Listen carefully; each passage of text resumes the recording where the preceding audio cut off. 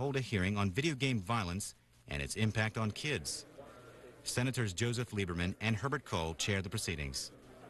The two are co-sponsors of a bill that would require video game manufacturers to label their products to reveal their violence and sexual content. We'll hear more about the legislation shortly and hear from representatives of Nintendo and Sega. And we'd like to tell you ahead of time that the committee will be viewing some video games from which have been judged to have violent content. We'll hear first from Senator Kohl.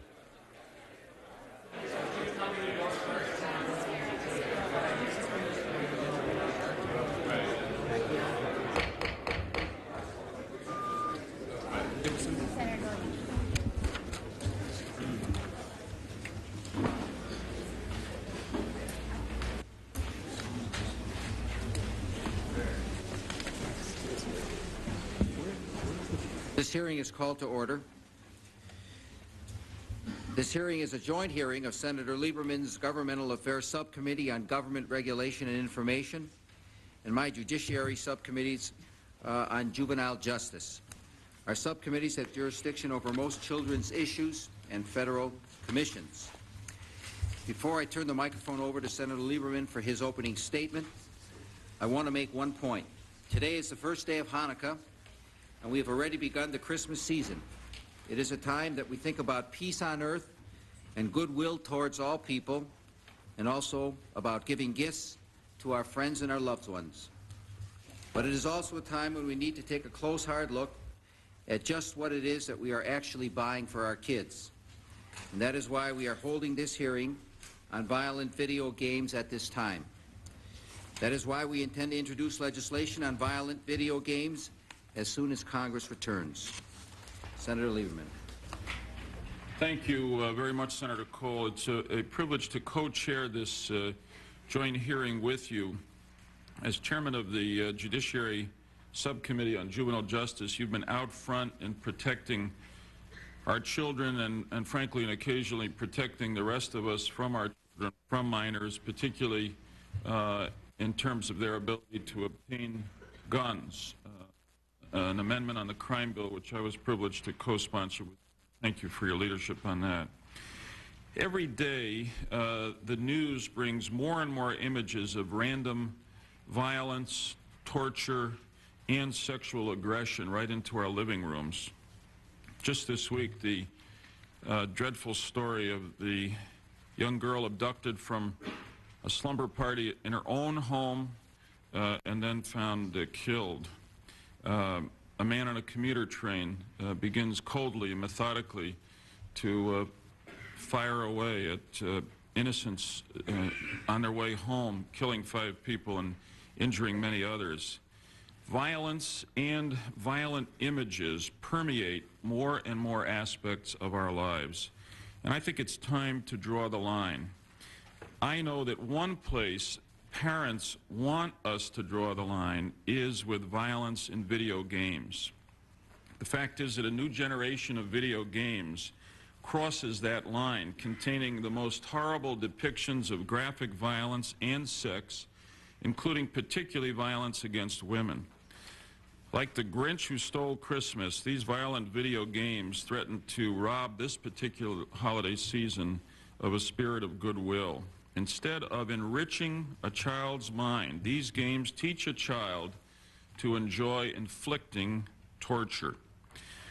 For those who have not seen these so-called games before, I want to show you what we're talking about. What you're about to see are scenes from 2 of the most violent new video games. First, we have Mortal Kombat, which is a martial arts contest involving digitized characters. We're going to show 2 versions of the game. In the first segment, which is Sega's version, blood splatters from the contestants' heads. When a player wins, the so-called death sequence begins. The game narrator instructs the player to finish, and I quote, finish his opponent. The player may then choose a method of murder, ranging from ripping a heart out to pulling off the head of the opponent with spinal cord attached. The second version, made by Nintendo, leaves out the blood and decapitation, but as you will see, it is still a violent game.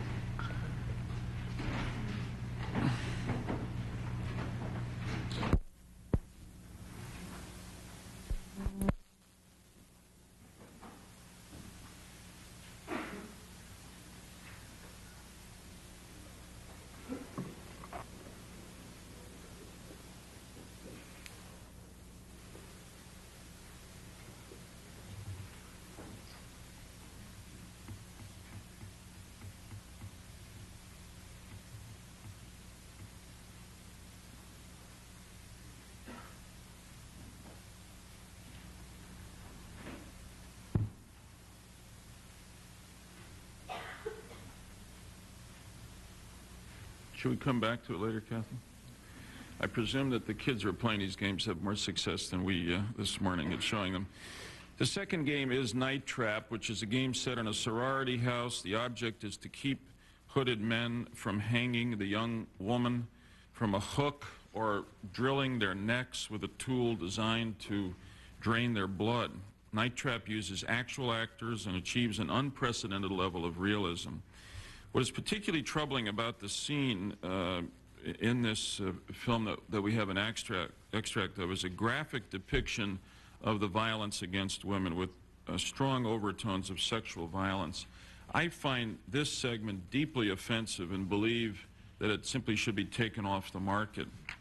Now, these games are just the beginning, these two we've talked about. Every day, new games are appearing on the market. Last Wednesday, in fact, as we were announcing our intention to introduce legislation to create a rating system for video games and to hold this hearing, one video game maker was announcing the release of yet another brutal video game, which is called Lethal Enforcers. This game encourages players to shoot this gun, which is called a justifier. In other words, this is the handheld implement with which you play the game by shooting it at the screen, and the more successful you are, the more powerful the gun becomes. CD technology is also making sexually explicit video games available, and there's no way really of effectively keeping these games out of the hands of kids. Next on the horizon are interactive video games, which are going to come right through our TV screens over cable channels.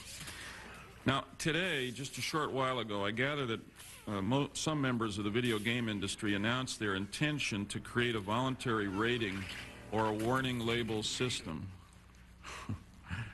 Are we ready? You want to go with it? Okay. I am pleased that the video game business, by this action, has shown that it recognizes that there's a problem here. A credible rating system will help parents determine which games are appropriate for children of different ages, and that is exactly what our proposed legislation contemplates. But I must say here that creating a rating system is, in my opinion, the very least the video game industry can do, not the best they can do. It would be far better for America's parents and children if the industry simply kept the worst violence and sex out of their games. Now, I have three major concerns as the industry develops a rating system. First, there are questions about the system itself. Who will do the rating? Will all manufacturers participate? How many age-specific ratings will there be? Will the industry spend money to inform parents about the meanings of the ratings? Second, a rating system must not be perverted into a cynical marketing ploy to attract children to more violent games. A rating system without some industry self-regulation may put us just where we don't want to be. We must not allow the industry to trumpet a violent rating as a selling point.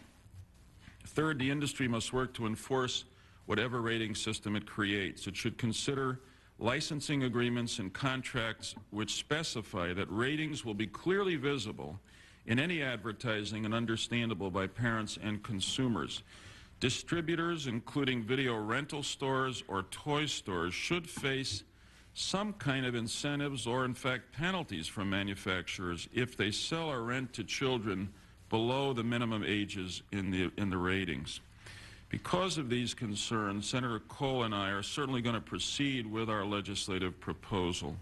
Since we believe that our announcing the intention to introduce this bill has helped us get this far, going forward with the legislation is the best insurance that we get as far as we can in resolving this problem. Now, let me stress that a rating system will only be as strong as the weakest link in the distribution system, from manufacturer to advertiser to retailer. And the industry, I think, must make sure that all those links are strong. I want to note here for the record that we contacted several of the biggest toy stores, Toys R Us and KB among others, I believe Walmart also, to invite them to join us today, but they failed to respond, and I'm disappointed by that decision. They too have a responsibility to cooperate in creating a credible system to keep adult games out of the hands of children. Without their cooperation, no rating or warning label system can work. Even if all of these concerns with a rating system are addressed, the video game industry, in my opinion, will not have done as much as it should do to avoid creating more violence in our already too violent society.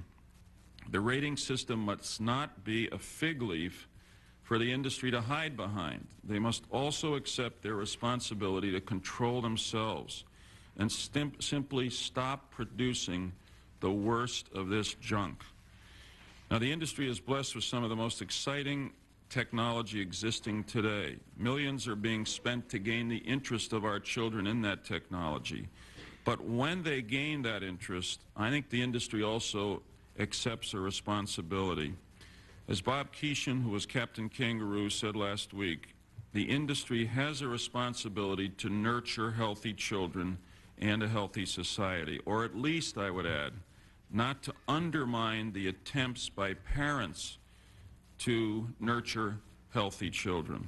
The video game industry has not lived up to its responsibility to America's parents and children. I hope they will do so in the coming months, at the least by developing a credible and enforceable rating system, and at best by taking the worst games or the worst parts of those games off the market.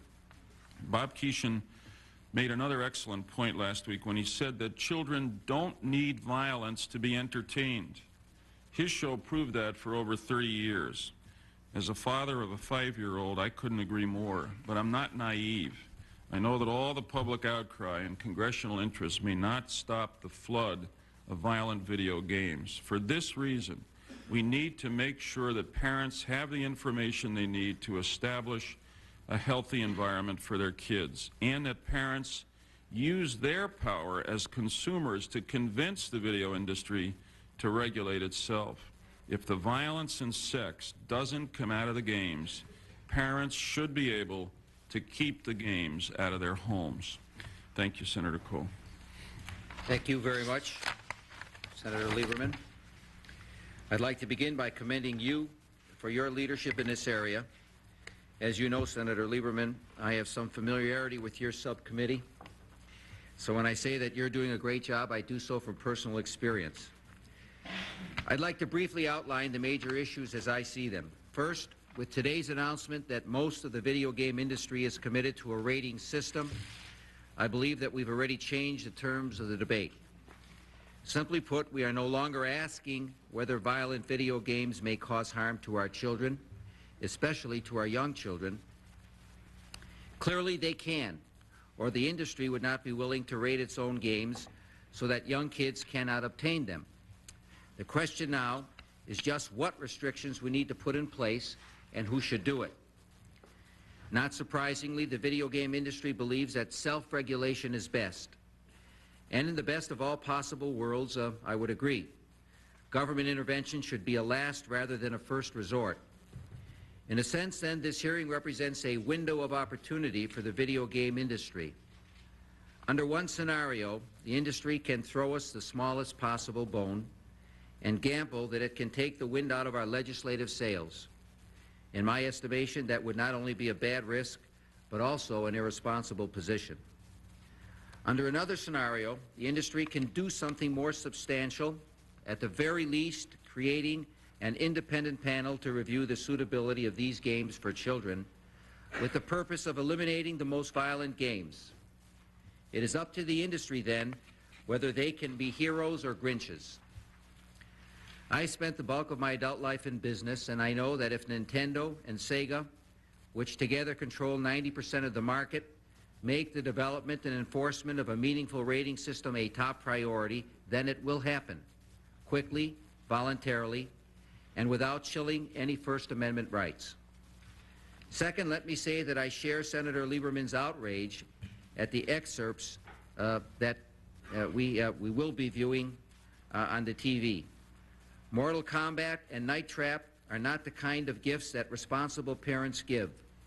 Night Trap, which adds a new dimension of violence specifically targeted against women, is especially repugnant. It ought to be taken off the market entirely, or at the very least, its most objectionable scenes should be removed. But those games are only two examples. Let me tell you about another video game called Lethal Enforcers. It comes with a special piece of hardware, an oversized handgun called the Justifier. And what does this game seem to teach our kids? Basically, that a gun can solve any problem. With Lethal Enforcers, sometimes the player hits innocent bystanders. In that case, blood splatters to the ground. But what the heck? Bystanders need to learn to get out of the way. Make no mistake about it, Lethal Enforcers is aimed at young kids. Just look at the ad. The warning label is almost entirely obscured, but enormous guns dominate the package. The ad features more than 20 guns in all, and the lead of the ad says, "You won't find a toy like this in any Cracker Jack box." Well, I hope not. What a cynical, irresponsible way to market a product. I find this glorification of kids and guns to be highly offensive. It comes on the heels of our long battle to enact the Brady Bill, and less than a month after Senator Lieberman and I passed a bill to take handguns away from minors. At the very least, this game sends a tremendously reckless message and turns any effort to discourage youth violence completely on its head. Third, we all know that there are many causes of the violence that plagues our cities and increasingly our suburbs and our small towns. Broken families, poor education, easy access to firearms, drugs, the list goes on.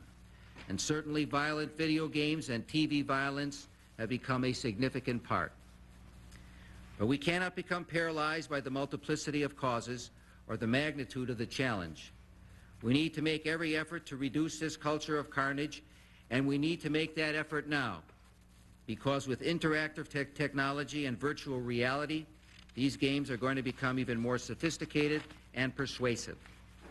Experts can debate whether entertainment violence causes brutality in society or merely reflects it, but there should be no dispute that the pervasive images of murder, mutilation, and mayhem encourages our kids to view violent activity as a normal part of life, and that interactive video violence desensitizes children to the real thing. Our nation's children should not be told that to be a winner, you need to be a killer, or that make-believe violence yields real-life success. That subtle but menacing message pollutes our society. If the video game industry cannot effectively police itself, and so far, despite today's announcement, it has not proven that it can, then parents throughout the country will insist that Congress take action. Because while adults can rely on the dictates of the marketplace, obviously our children cannot. So today we're here to learn more about this issue and seek advice and cooperation from all sides. We hope to produce substantive results, and as part of that effort, we hope that we will receive a pledge from the industry to make a real commitment to our kids that exceeds its commitment to the bottom line. We have with us today one of our esteemed colleagues, that's Senator Dorgan. We'd like to call upon him. Mr. Chairman, thank you very much.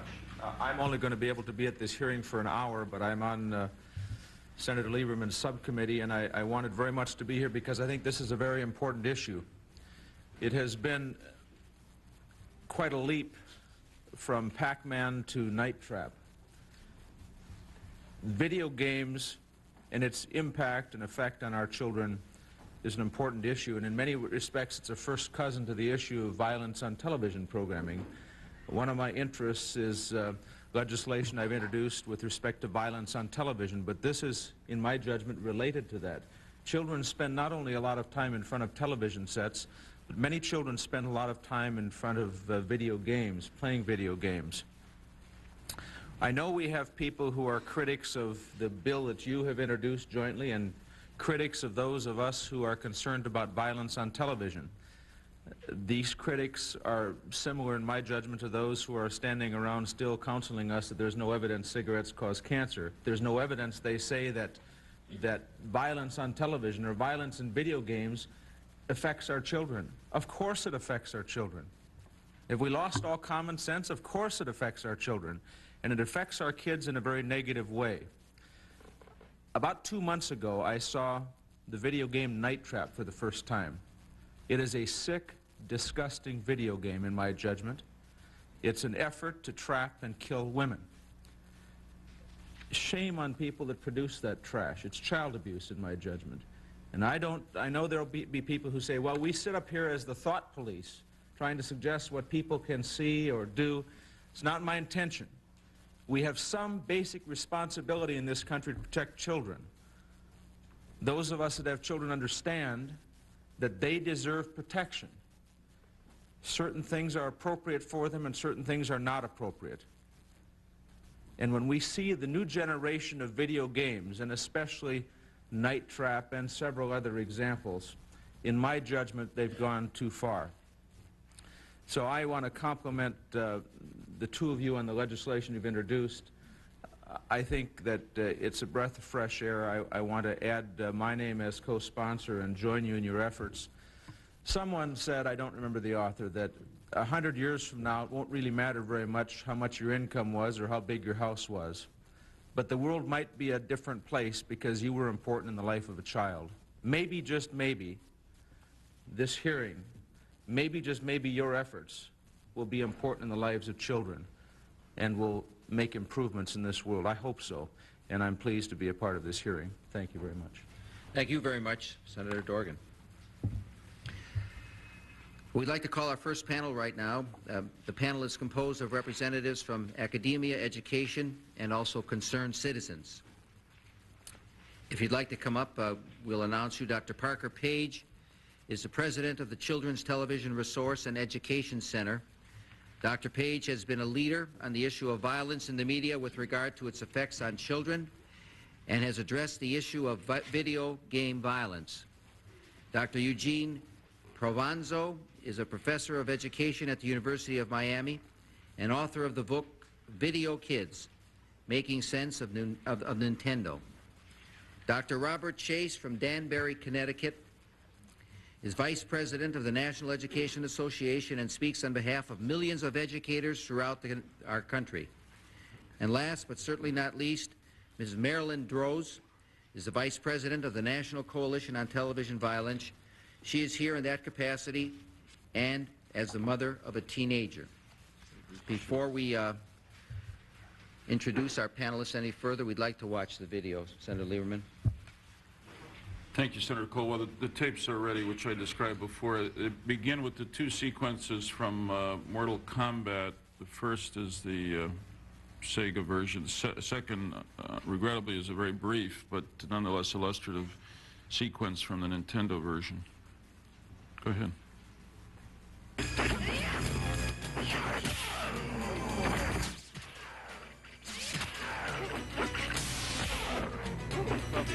For a lot of you to see, but there's blood splattering every time. Kato wins. Flawless victor fatality.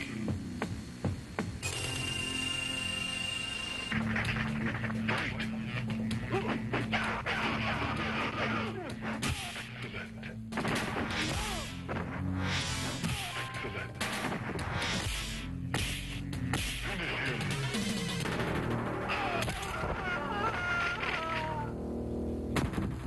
Sub-Zero win fatality. And this is a brief sequence from the Nintendo version.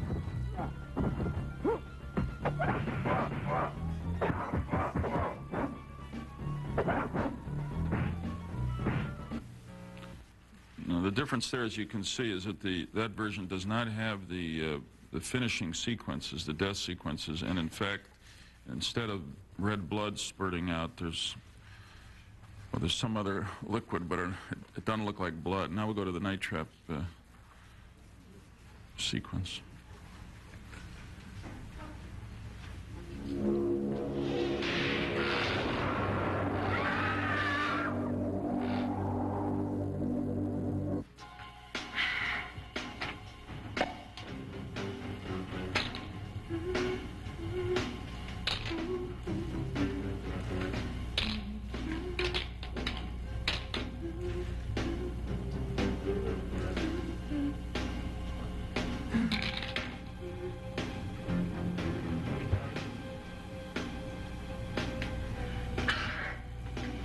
again.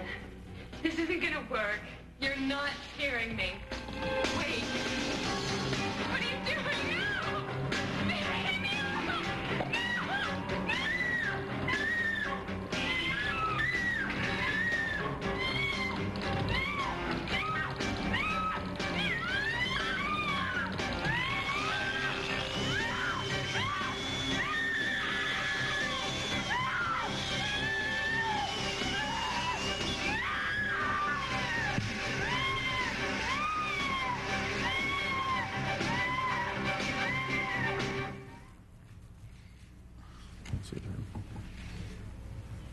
That's all it is.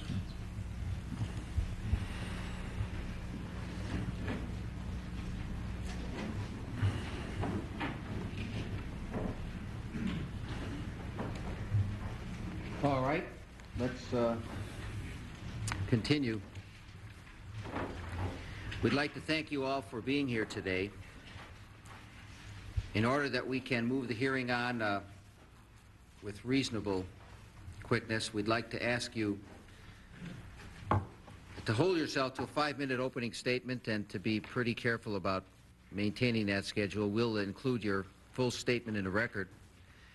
And when you've finished your opening statements, then myself and Senator Lieberman, Senator Dorgan would like to ask you a few questions. Dr. Page, we'd like to start with you first. Thank you, Mr. Chairman. Since the inception in 1984, the Children's Television Resource and Education Center has been dedicated to creating research-based products and services that promote children's social development and academic success. During this period, TV violence has been one of our chief concerns.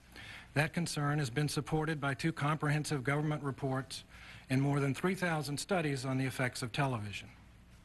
While TV violence remains a significant problem, parents and educators tell us that they are increasingly worried about the effects of violent video games on children. But do their worries merit national attention? After all, in a country which is grappling with an epidemic of real-life violence, should we bother ourselves with kids' leisure time activities like video game playing? We think the answer is yes. For while the impact of violent video games is still open to debate, early studies as well as decades of television research warn us of possible consequences, especially for young children. The TV research is conclusive. Violent screen images have their own special effects. Children who watch a steady diet of violent programming increase their chances of becoming more aggressive towards other children, less cooperative and altruistic, more tolerant of real-life violence, and more afraid of the world outside their homes. The case against video game violence is not nearly so clear-cut, for one simple reason: there hasn't been enough research. In the last 10 years, only a handful of published reports have explored the effects of video games. Moreover, the few experimental studies that have been conducted relied on crude, cartoon-like video games produced in the early 80s, archaic by today's standards of technological wizardry. Even so, several of the initial video game studies suggest that there is a link, much like television's, between the violent video games and children's aggression. For example, research studies have found that, one, at least in the short term, children who play violent video games are significantly more aggressive afterwards than those children who play less violent video games. Two, violent TV programs and video games have similar effects in raising children's subsequent levels of aggression. And three, violent video games can suppress children's inclination towards engaging in pro-social behaviors. All this research is limited and it's dated. The overall trends, however, must give us cause for concern as we approach virtual reality in video game technology. Mortal Kombat is simply the first in a new generation of video games that allow software designers to combine high levels of violence with fully digitalized human beings.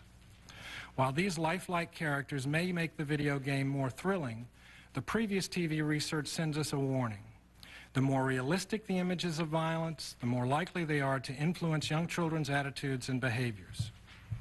Unfortunately, there is no timeout for millions of American children who are daily immersed in video game violence and bombarded by video game advertising. Clearly, all of us, government, the industry, parents, need to create our own action on this side of the video screen. The actions we recommend are as follows. We recommend that the federal government fund independent research projects and disseminate their findings in order to shed additional light on the effects of video games and other emerging interactive media. We recommend that the video game industry, 1, provide parents with more accurate and detailed product information than is presently available, and, I'm happy to hear today, establish an industry-wide rating system that's independent of producer pressures. 2, make an industry-wide commitment to advertising strategies and marketing tie-ins that reinforce such a rating system rather than undercut it. 3, pursue a voluntary industry-wide agreement to put a cap on the violence. With the emergence of enhanced human-like graphics, video games that allow young players to participate in heinous acts of cruelty, misogyny, and inhumanity should not be portrayed regardless of profits. Having made these recommendations, it's important to underscore the fact that parents, not government or industry, must still shoulder the major responsibility for guiding their children's entertainment activities.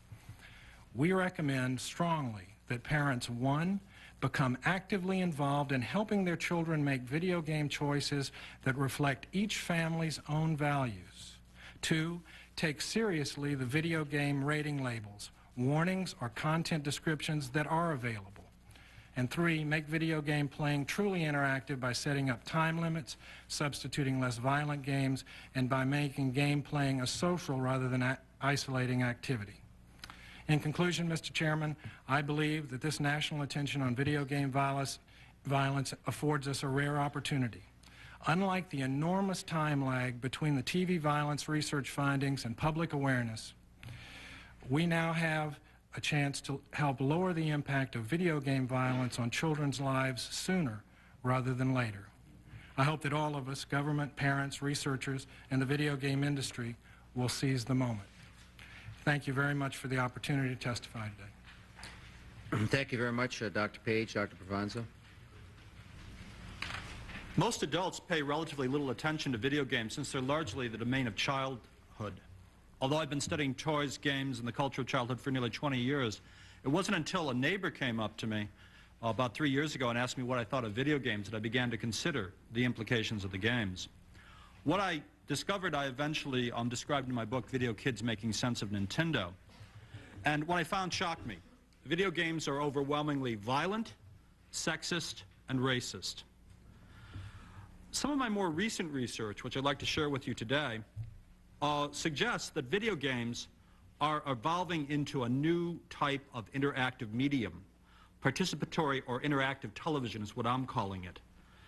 Possibly something very close to what Aldous Huxley described in Brave New World as the Feelies. This new CD-ROM-based video game technology represents a major evolutionary step beyond the simple classics, simple graphics of the classic Space Invader arcade games so popular 15 or 20 years ago, or even the tiny animated cartoon figures that we see in the Nintendo system.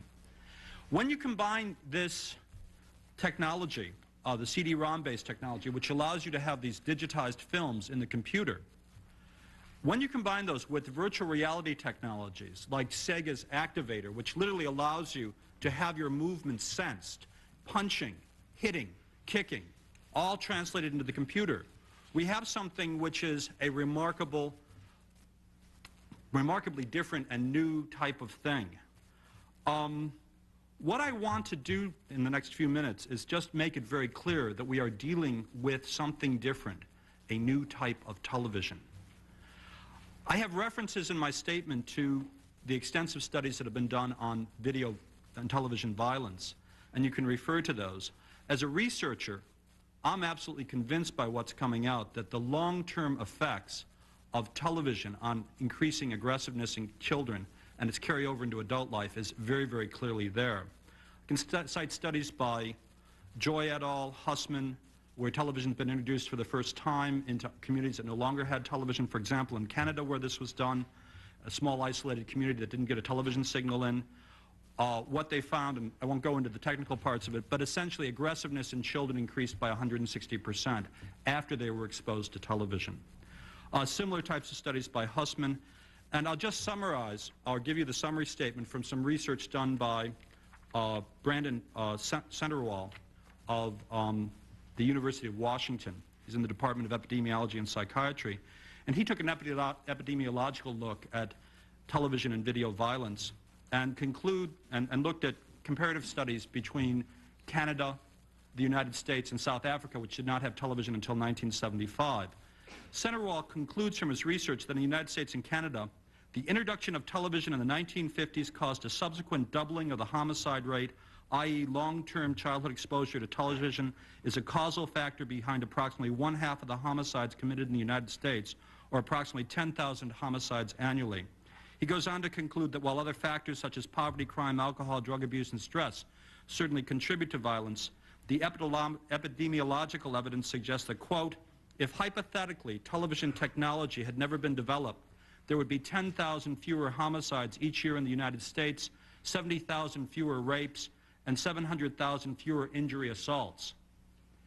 Now, what I'm positing here is that there is a relationship between television violence and the studies there that should be understood in terms of the new emerging interactive television that these video games represent. Don't think of these strictly as video games anymore.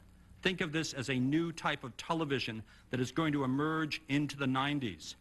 The likely relationship between violence and television is very important in this context of interactive video games for children. For you see, the real significance of video game technology for contemporary childhood is that it represents the first stages in the creation of a new type of television, an interactive medium as different from traditional television as television is from radio. I believe that the remaining years of this decade will see the emergence and definition of this new media form in the same way that the late 1940s and early 1950s saw television emerge as a powerful social and cultural force.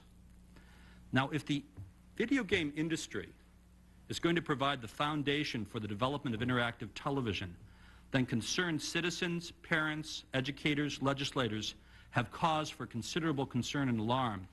During the past decade, the video game industry has developed games whose social content has been overwhelmingly violent, sexist, and racist, issues that I've addressed extensively in my research. For example, in Video Kids, I explored the 47 most popular video games in America.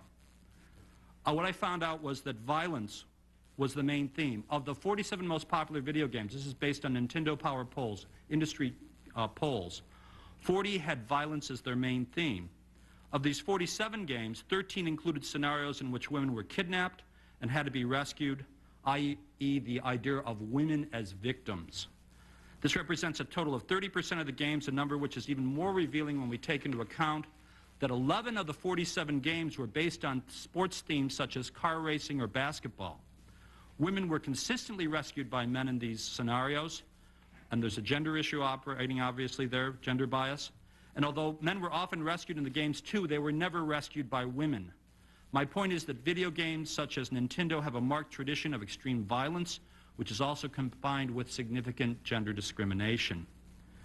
Now, you've had a chance to see these types of games, and am I out of my time? Okay. Let me just summarize quickly then. Yes, go ahead. Please go ahead. Finish up. Okay.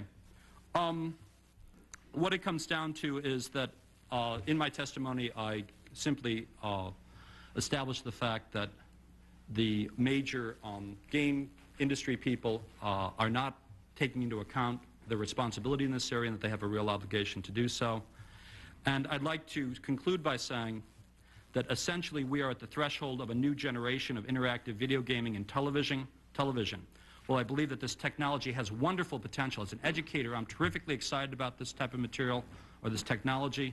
I think we can do extraordinary things with it. I'm also convinced that if we continue using it without realizing and addressing the full ramifications and significance of the social content of video games, then we'll be doing ourselves a serious disservice to both our children and our culture. Thank you very much, Doctor. Mr. Chase. Senator Cole, Senator Lieberman, Senator Dorgan. I am Bob Chase, Vice President of the National Education Association, which represents 2.1 million education employees in the nation's public elementary, secondary, vocational, and post-secondary schools. And I do appreciate the opportunity to speak with you about this very serious problem, the problem of the proliferation of corrupting influences on our children today. America's children are faced with a bewildering set of messages from television, movies, music, electronic games, and the print media. Too often, the most unrelenting assault on the senses, encouraging aggression and irresponsibility, are in direct opposition to the values families hope to instill and the mores our society struggles to preserve. Parents, social scientists, and the community at large share deep trepidation about the fruits of this ever-widening dispersal of negative images. The explosion of media in the latter half of this century has made the problem all the more pervasive and the challenges for parents and community leaders all the more difficult. It's not surprising that the first response is to suppress books, movies, or other media that are offensive on the basis of their sexual, violent, racist, or sexist content. Many Americans, in fact, believe we can no longer permit the unfettered production and distribution of media that is contrary to commonly accepted standards of decency. And yet, as history has proven, there will never be a true consensus for a national standard of decency. More importantly, we cannot afford to try to protect our nation by undermining one of the United States' most essential foundation stones, the First Amendment. The NEA has long been a fierce advocate of First Amendment rights. The First Amendment is central to a tradition of academic freedom and free inquiry that is the hallmark of American public education.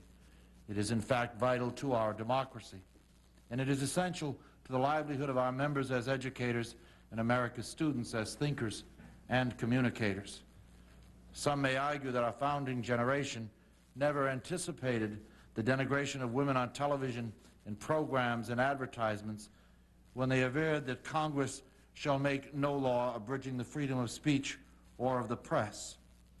It is reasonable to argue that they never contemplated the need for restrictions on electronic games with intensely violent or graphically sexual content, nor could they, in their wildest imagination, conceive of microchip circuitry, CD-ROM technology, or the leisure time to expend on such idleness. It remains to this generation to sort it out. It is unfortunate that the producers of such electronic games do not exercise restraint. And I join Senator Lieberman in calling for the producers of such electronic games to live up to their responsibility in helping raise a generation of children free from violence. It is even certainly disheartening that there is a demand for games that are explicitly violent and graphically sexual. The first line of defense against wide distribution of such games and other material remains the family. All parents must assume for themselves the responsibility to raise their children with a set of values, standards of respect and decency, and a sense of limits about what is appropriate behavior in our society. The real challenge comes when we begin to determine what our community standards are. My own independence, the legacy and heritage of the American characters, determines that I don't wish anyone, even members of this committee or any other body, to dictate to me what I believe to be appropriate for my daughters to see, or to say, or to do, any more than I would presume to tell you what is appropriate for your sons and daughters. What is fitting, however, and I hope we can share, is a commitment to providing parents with appropriate tools to make reasonable judgments for our children. That is precisely what we are here to consider today. The facts in this matter, I believe, are not in dispute. There is a relationship between thought and action. Media that contain violence and inappropriate sexual behavior and bigotry can promote these behaviors in others.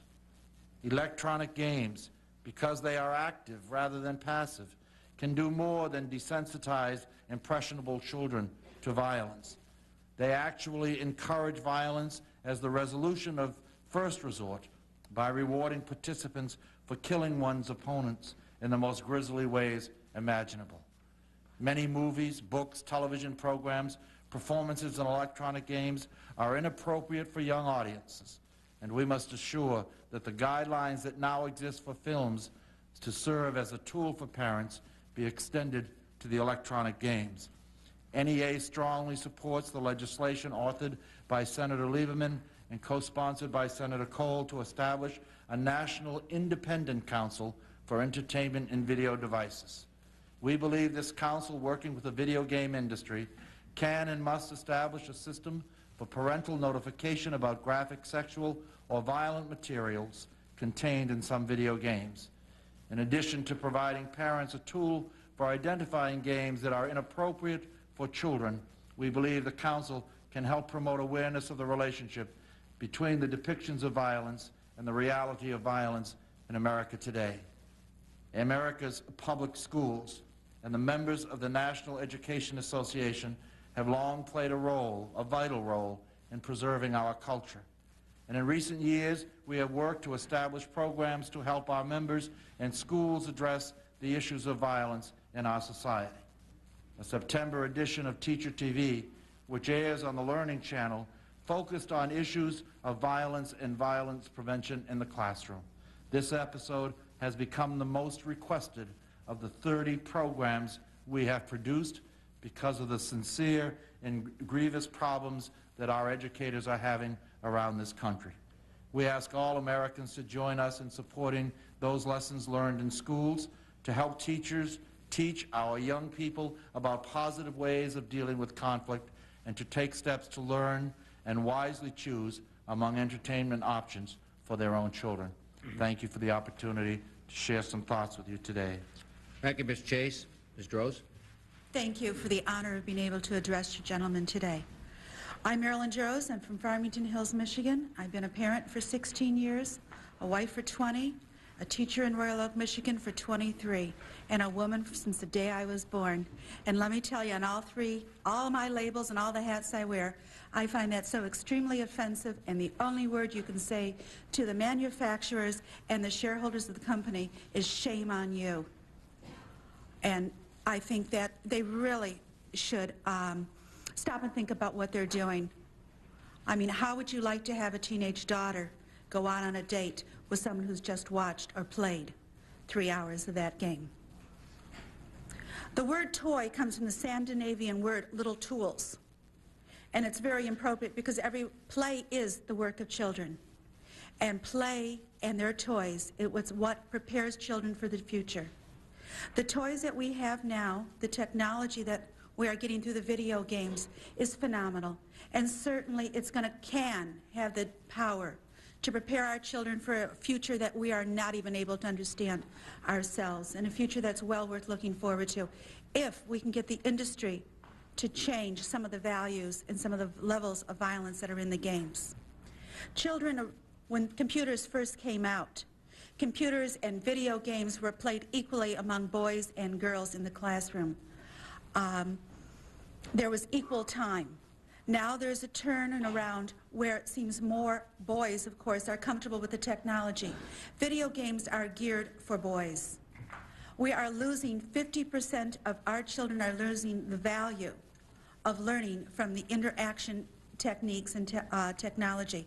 We are now losing another generation of women if we don't start addressing that the video games must address the needs of all children, and the need, of course, being a safe toy. The girls do want, we're doing some research at NCTV which is indicating the girls are very offended by the lack of games for them to play with. They feel inferior. The boys and girls are very easy to determine which are girl games, boy games. Girl games are the ones with the fluffy little bunnies.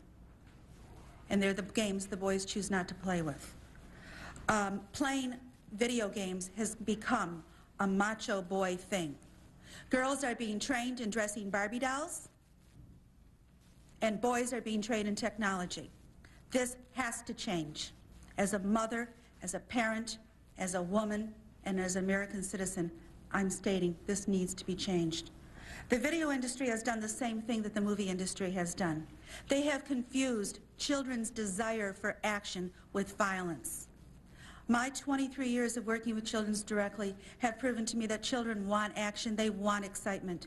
They do not need to see the insides of people splattered against the wall to understand that, they need action, but they do not need to find murder as a form of entertainment. Teachers by day, parents by nights, we all work so hard to raise our children to learn proper problem solving and to raise them to be good American citizens. And all our actions are undermined by the moment they go to the video game and they learn that the only way to solve a problem, the quickest, most efficient way to solve a problem is kill them off. And this has to stop. There are very few women characters of any control or power. The self-image that we are giving our girls through the video games is showing them that they are, once again, sex objects and victims. They have their choice.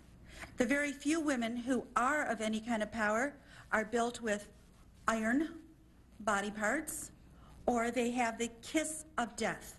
Once again, they can blow the kiss of death. Once again, we got sex and violence mixed in the message. This has to stop. Cigarettes, cars, almost everything we purchase nowadays has regulations. Certainly, if we have regulations saying that toys have to be physically safe for children, no one can swallow. The only law protecting our children now is that no moving parts in this video game can be swallowed by someone under the age of 3. Well, I'm finding this violence very difficult to swallow. I see my light, and I want to thank you, gentlemen, so much for bringing this issue to the public. You need to be applauded. Thank you. Thank you very much, Ms. Rose. I'd like to ask each of you, if you had the opportunity to talk to the manufacturers who will be sitting here after you leave the witness table, what would you say to them? I'll start with you, Dr. Page. Well, I have, I guess, two issues. The first is that I really would like to see the marketing techniques now that this proposed rating system is going into effect. Marketing techniques so that they are not toy and candy tie-ins for games that are designed for kids 13, 14, and 15 years old, but the toy tie-ins will attract children 4, 5, and 6 years old. I think it puts tremendous pressure on parents to buy games that are marketed in that way. Secondly, I think what I would like to see, and I echo what Ms. Droz said, I think what kids are attracted to, especially younger children, is action. And I would hope that the industry, with all of the great minds that they have and the creative minds that they have, would put more time and effort into finding creative games that supply action and movement and the glitz that kids love, and at least drop back a little bit, and probably more than a little bit, on the violence that seems to be the mainstay of most of the games at this point. Dr. Provenzo? I think there are a couple of things. One is that a lot of people in the industry say that these things simply reflect what's in the culture. I think that by manufacturing games like Night Trap, what in point of fact these manufacturers are doing are endorsing that violence. And I think that's really objectionable. I think that there is an obligation, as Mr. Page has said, to develop good games. And I think to stop confusing violence with entertainment, and to really put the time and effort into developing quality games, which is much harder to do. One of the things about the games is they have remarkably similar scenarios. The game industry is in point of fact not developing new games. What they're doing is they're cloning them from one another. There needs to be a major effort to develop quality games, and there are a whole series of scenarios we know from game and toy history in order to do that. Another thing is that parents need to be provided with guidelines, help in choosing games. Those need to be available in toy stores, in video rental places. In addition, the industry needs to reveal what the games actually are on the covers. They are very, very clever at not giving you a full notion of what the game is about in terms of how they're advertised on the covers and when you walk into the store. It's very different when you see them in the advertising. The kids know what they're about, but the parents really don't know what they're about. So those would be my major suggestions. All right. Mr. Chase. I think it would be a very simple message, and that's responsibility. I understand only too well the importance of the profit motive in business, and applaud that and appreciate that. However, I think that there are some things that override that, and the continued opportunity for young people to engage in violent activity, and that's what this interactive games do give young people the opportunity to do, in fact, is an irresponsible act. And it is very harmful in a situation where our society is trying very, very hard to overcome the increasing amount of violence in this country. Just as a teacher and a teacher leader, I have the responsibility to educate young people in the best way possible.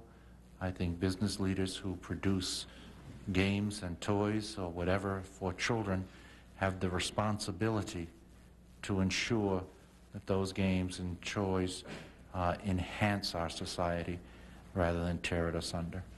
Very good. Ms. Droz? I would ask them to work together with a panel of people in the outside of the industry like you gentlemen have suggested. I feel to allow themselves to police themselves when they've already demonstrated they are out of control is like leaving a classroom in charge with the troublemaker. You know, that's not responsible. I feel that they need to have more input from people in the field, like some of the gentlemen I'm serving on the panel with. I would like them to set up a rating system that is more accurate rather than the pass-fail system, really, that they have now. Either it's violent, you know, either it's, they just seem to have like basically two categories of games, and it's a pass-fail. I would like to see a rating system that allows parents to truly judge the program. It is easier for a mom to understand the ingredients in a Hostess cupcake than it is to understand what's inside that video game box. And I'd like to reverse, you know, get some truth in labeling and some more games, and I'd like them to work closely with the educational community. They've been excellent at teaching children that violence is a problem-solving technique. Now I'd like them to teach children creativity, logic, and other forms of problem-solving. They can do it better than anybody. Comment in that context. This is an industry that, as I understand, in 1992 made $5.1 billion. I'd like to look at them and say, you are profiting off of the American child to an enormous degree. What are you giving back to the American child? What are you contributing to the American child? How are you making life for children and this culture better? And I don't have much evidence of that. Not much evidence of that at all. Where are good games? Where are programs for children based out of your profits? I think they have a moral obligation there. Maybe they don't perceive that. They're making a huge amount of money. This is very profitable, extraordinarily profitable. Where is that money going? All right. Senator Lieberman. Thank you, Senator Cole, and thanks to all the members of the panel. Just hearing what you've said now, we're also repelled. We're disgusted by this material. And yet it is a measure of our values in this society that we resist the impulse to do what I think, let me say for myself, I'd like to do. I'd like to be able to pass a law saying you can't produce this stuff anymore. We don't do that because we value our freedoms. But with those rights that the producers of video games in this case have also come responsibilities. And that's been the partner to rights in our society. And I think what we're all saying is that we don't feel that this particular industry has carried out those responsibilities in the way that they should, and now's the time to change. Dr. Page, I want to ask you, because you spoke about the literature in this area, and just in the interest of fairness, I guess I'd say, is there any, and you have basically summarized the literature that demonstrates that violent TV programming in this case and has a link to raising children's subsequent levels of aggression. With regard to the video game industry, there's a much smaller set of experiments or studies that have been done, but it seems to be heading in the same direction. But in fairness, I wanted to ask you this. Is there any substantial body of opinion within the profession that argues against those conclusions? Are there against the conclusions about television, or the conclusions about video games? Conclusions about violence on television increasing the aggressive behavior of children? A very, very, very small minority. It's now become a consensus belief that all of the issues that I listed as effects are in fact effects on children. Okay. And Dr. Provenzo, I take it that you agree with that? that in your familiarity with the literature, the strong preponderance of opinion is that there is a link here between... Yes, very definitely. And I think another thing to point out here is that the video game literature, which I've reviewed very carefully from the psychological point of view, psychological studies, are all from the early 80s, as you pointed out. And they're based on arcade games, Space Invaders. Right. And those are shoot 'em up with, and they're highly depersonalized. Right. There are 3 or 4 generations of video games. There's Pong, there's things like Space Invaders, there's Nintendo with cartoon figures. We're into the next stage right now, which is Night Trap type games. And there's a new stage after this, which is the combining of this with virtual reality devices. I mean, imagine this game with iPhones that bring sense around, digital contact devices, data gloves, those types of things. That's the other level, and we're beginning to move into that. Sega, to my knowledge, has got a new wraparound vision screen available right now. At least it's been advertised, or it's coming out. Maybe they could provide some more information about that. But that's where kids literally physically participate in the violence. You see, the studies that need to be done, we need to redo all the classic television studies where we observed, how kids responded to the violence they saw on television. We need to redo all of those things in the context of watching a game like Night Trap. We don't know what the results are, but we can pretty much make some guesses. Well, this leads me to my next question, which is, it has been my personal reaction, and I'm not a professional in this, that if we have established in this long series of studies a link between TV violence and aggressive behavior by children who watch it, then it should be even more so with video games, because the child is more actively involved in the video game. I mean, he's not just watching, he's making the violence happen. Now, has that been tested yet, or it hasn't been? No, Go ahead. The only, again, his point is the studies were done in the early 80s. Right. There have been a couple of studies which have found that the kids in the experiments who played the violent video games also had a partner coupled with them who only watched. And what they found was that the effect on both the player and the watcher were very similar, and both of those children were significantly more aggressive after the game playing time. Again, that's only 1 or 2 studies. There really needs to be a body of upwards of 100 or more studies looking at this issue from all angles before it'll be as definitive as the research on television. However, given the similarities of the game playing and the television watching, I would be amazed if we don't find either similar effects and or effects that are stronger. I'm struck by the point that Ms. Droz makes about the particular impact on the gender difference here. And it's been my experience with my kids and other kids that it is true that I'm curious as to whether any of you know whether this is true, that boys tend to play these games much more than girls. Young boys tend to play much more than girls. Therefore, when I see the obvious sexual aggression against the woman in Night Trap, which kids do have access to, I worry that we're not only perpetuating the gender stereotypes we talked about in terms of skills, but we're running the risk of increasing the probability that these boys who are playing these games are going to be more sexually aggressive and abusive as a result of the experiences they've had with the games. Now, again, that's a personal, sort of professional reaction. Is there anything in the literature, in your experience, your studies, to suggest that that's true? There has been studies that have shown that the more violence a child or a male adult watches, the more likely that they will be insensitive to victims of sexual crimes.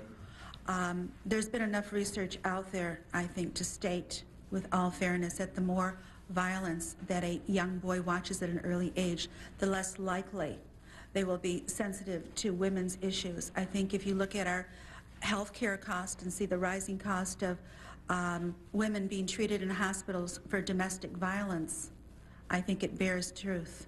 And there's enough proof on that right now. It has not been done. This is the first generation we have right now where we have a large mass of young boys being exposed to sexual violence, where not only can they just observe it, but as Dr. Provenzo pointed out, They are causing and controlling the movement. So they are getting all the effects of doing the movement except for the actual tactile of skin on skin. Right. Dr. Provenza?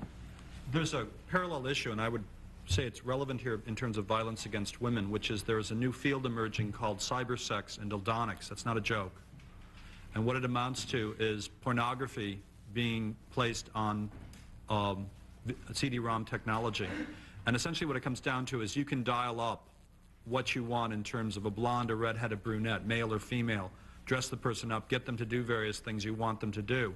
Now my concern with that is either I'm not sure if it's possible to have more benign forms of that, but if that stuff gets into the hand, imagine that getting into the hands of a 13 or 14-year-old who's had no sexual experience or encounters, and they work on those models in the video game context or in the computer context for 3 or 4 years, and then they finally meet, a real woman on a date. I would not want to date that kid, frankly. Right. I mean, that's very scary. And I think some of the stuff in terms of the type of thing you're saying here, I mean, look at the portrayal of the woman there in the image from Night Trap. I mean, there are obviously sexual overtones operating there to a large degree. I thought I was moved by your statement, which is one that parents must all feel, which is they wouldn't want their daughters going out with a boy who had just been playing one of these video games. That's right. Part of this whole, part of the outrage here and the anger and the frustration, of course, is just what you testified to, which is that parents increasingly feel that they're losing the battle for their children to other forces in our society. And this is part of it, yes. 2 points. One is, I just want to make it clear, and I know it just hasn't come up in this hearing today, and that is that there are a number of major and primary causes for human aggression and for violence in kids. And video games and TV violence may or may not be part of it for any one child or group of children. But having said that, I want to mention a second thing because it's come up in the recent debate, national debate about violent video games. There are some folks who believe that violent video games can drain away aggression, that after kids play a violent video game, they in fact will have a cathartic effect and will be less violent. Yeah, I've heard that's a great theory, and it makes for very lousy research. The research, especially in the area of TV violence, points in the exact opposite direction. So kids, after playing a video game, may or may not feel more relaxed, may or may not feel less frustrated, may or may not feel better about themselves, but the research indicates, both from TV and from the early studies on video games, that they're not going to be any less aggressive, that their attitudes about aggression will not have changed or decreased. In fact, they probably, if anything, will have increased, and I think that point needs to be made. Dr. Provenza, you indicated that in your book, and I know you have in your book, state that video games are not only violent and sexist, but they're also racist. Can you just briefly give us a few examples of what you mean? Sure. In interviews with children, what I found was that they talked about the ninjas as being bad. And then you asked them who the ninjas were, and they were sort of like the Japs and the Chinese. Yeah. And it turns out that they perceive Asians, any Asian, as being extremely violent, as being dangerous, as being evil. It's operating at a very basic level and at times simplistic. It carries over into other areas as well. There is depictions, I believe, although it's hard to prove, but my perception of homophobia operating in terms of how certain types of women are portrayed. I think that there are also things about race in terms of black and color issues that are clearly there.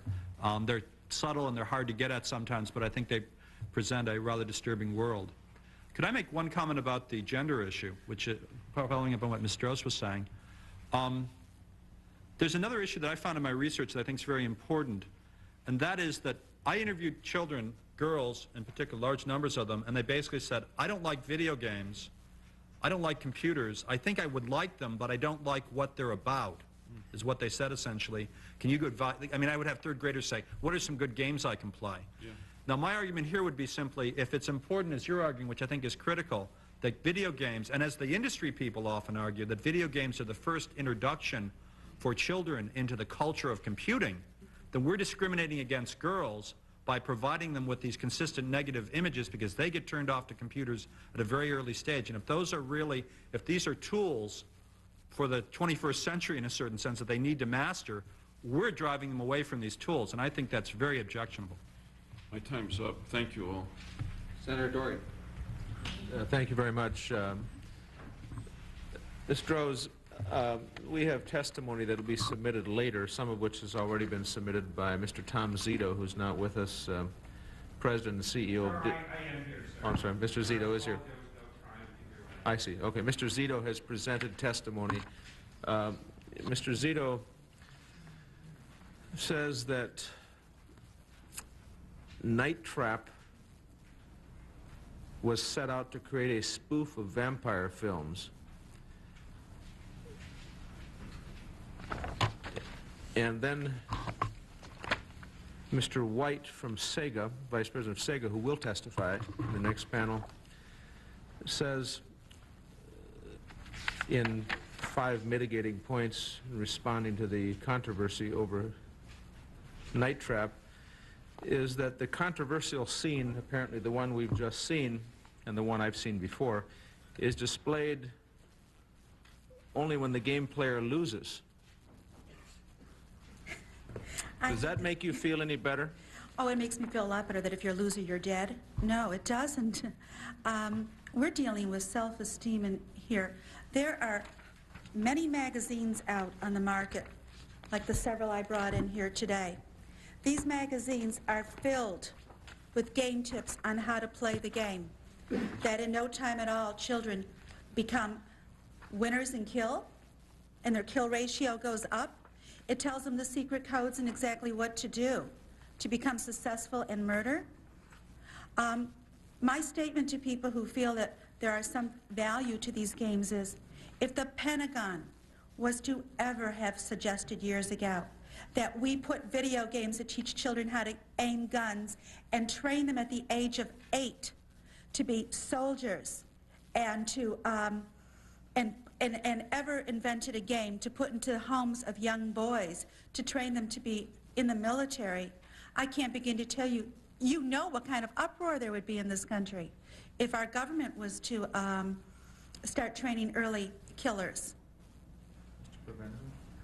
Commander Sims, at the beginning of Night Traps, looks at you straight in the eye and he says, quote, "If you don't have the brains or guts for this mission, then give control to someone who does." That's what it says at the beginning of the game. The head of the SWAT team, or excuse me, it's the SCAT. It's the Sega something or other, you know, SWAT team is what it comes down to. So there's this sort of fascist military type with a, you know, police cap on looking at you and saying, if you're not man enough to do this, forget it, you know? You don't deserve to play this game. So obviously it's not directed for the other half of the population. Well,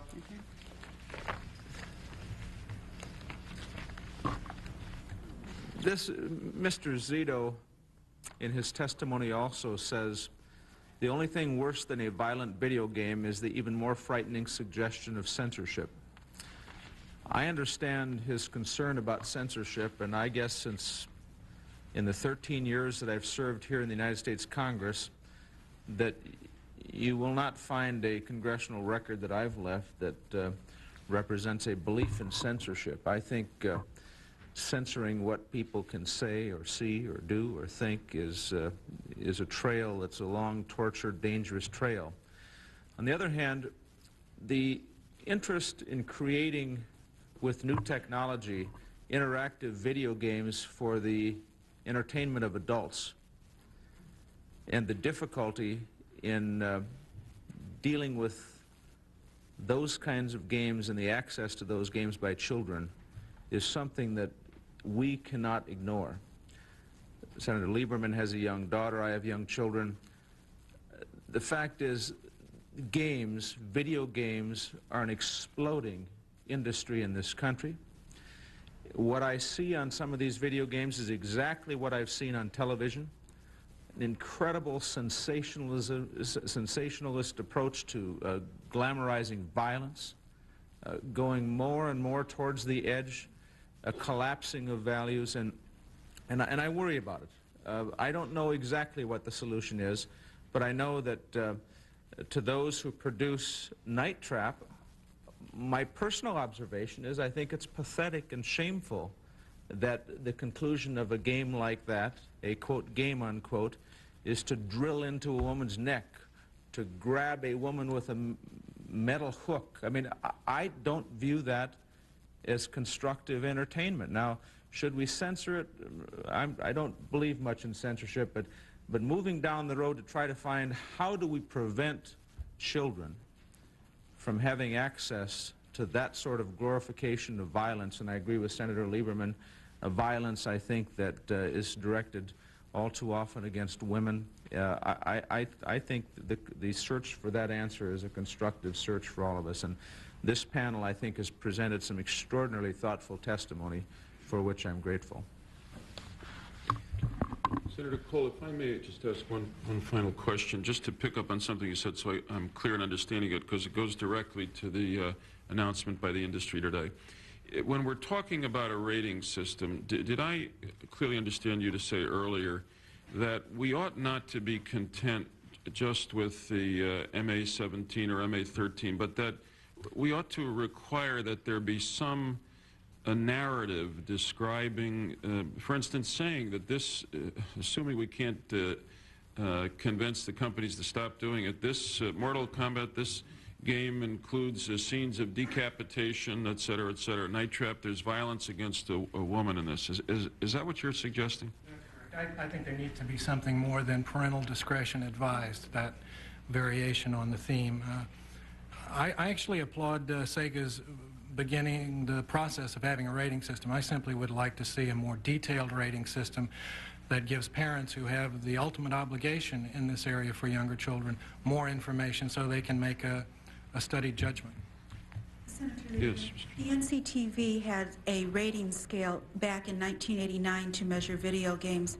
We're currently in the process right now of revising it, where there would be a range of violence that you can play, from the very lowest, of course, always being don't put the game in the cartridge, but to how many acts of violence that can be done in 1 minute. You know, when we have always monitored television, and we do acts of violence per hour. When we monitor video games, we go down to acts of violence per minute.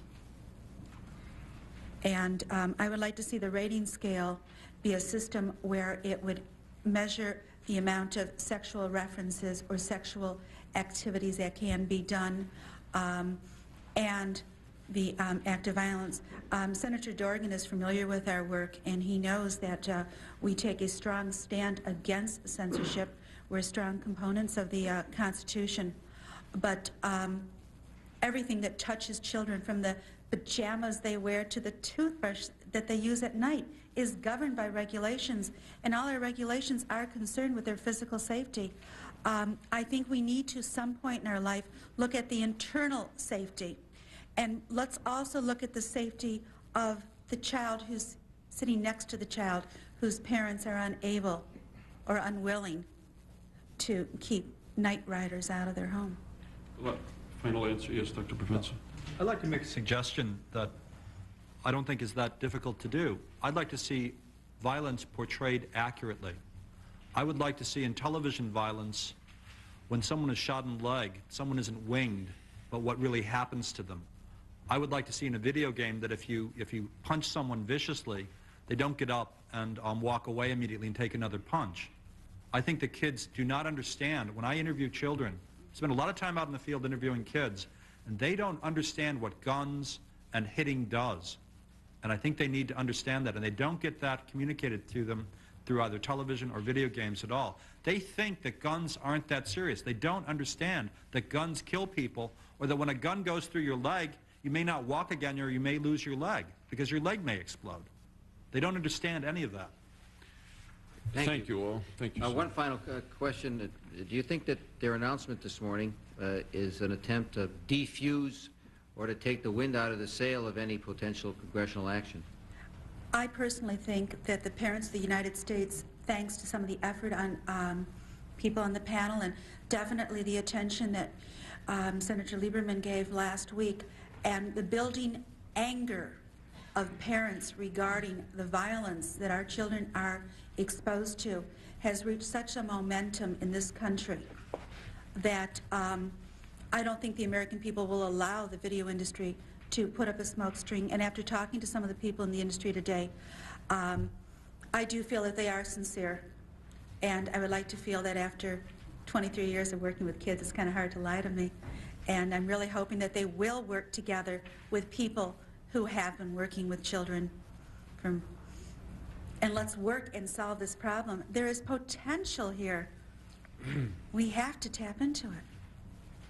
I think we should view it as a positive step, whatever the motivation, and I certainly wouldn't want to give anything as far as whatever that motivation may be. It's a positive step to doing what's necessary to protect children and to do what's right. Very good. We thank you all for coming. Thank you. Before we go to the second panel, I'd like to simply say that Senators McCain and Gordon have filed statements that will appear on the record with this committee. Senator Lieberman. Thank you, Senator Cole. Let me thank the members of the first panel. Let me now call the second panel to the table. Howard Lincoln, Senior Vice President of Nintendo of America, Bill White, Senior Vice President of Sega of America, Eileen Rosenthal, who is the General Counsel of the Software Publishers Association, Dawn Wiener, President of the Video Software Dealers Association, and Craig Johnson, who is the past President of the Amusement and Music Operators Association.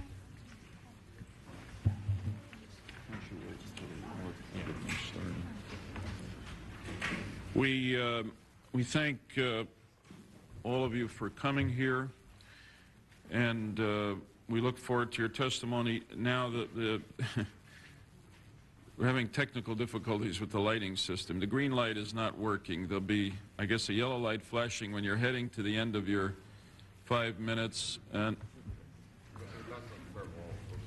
okay, we're actually going to try to change the bulbs here. There's a joke here somewhere, but we'll decide on it later. Mr. Lincoln, why don't you begin? Thank you, Senator. Senator Cole, Senator Lieberman, Senator Dorgan. I appreciate the opportunity to appear before you to discuss this issue of violence in video games. Nintendo is just as concerned about the issue of violence, whether in movies, television, or video games, as anyone in this room. Of course, every entertainment executive tells Congress that, but Nintendo can back it up. In the mid-1980s, when Nintendo entered the video game business in this country, the issue of violence in video games was not in the public's eye. But just like today, there was a computer software industry selling video games, and some of these games contained excessive violence and pornographic material.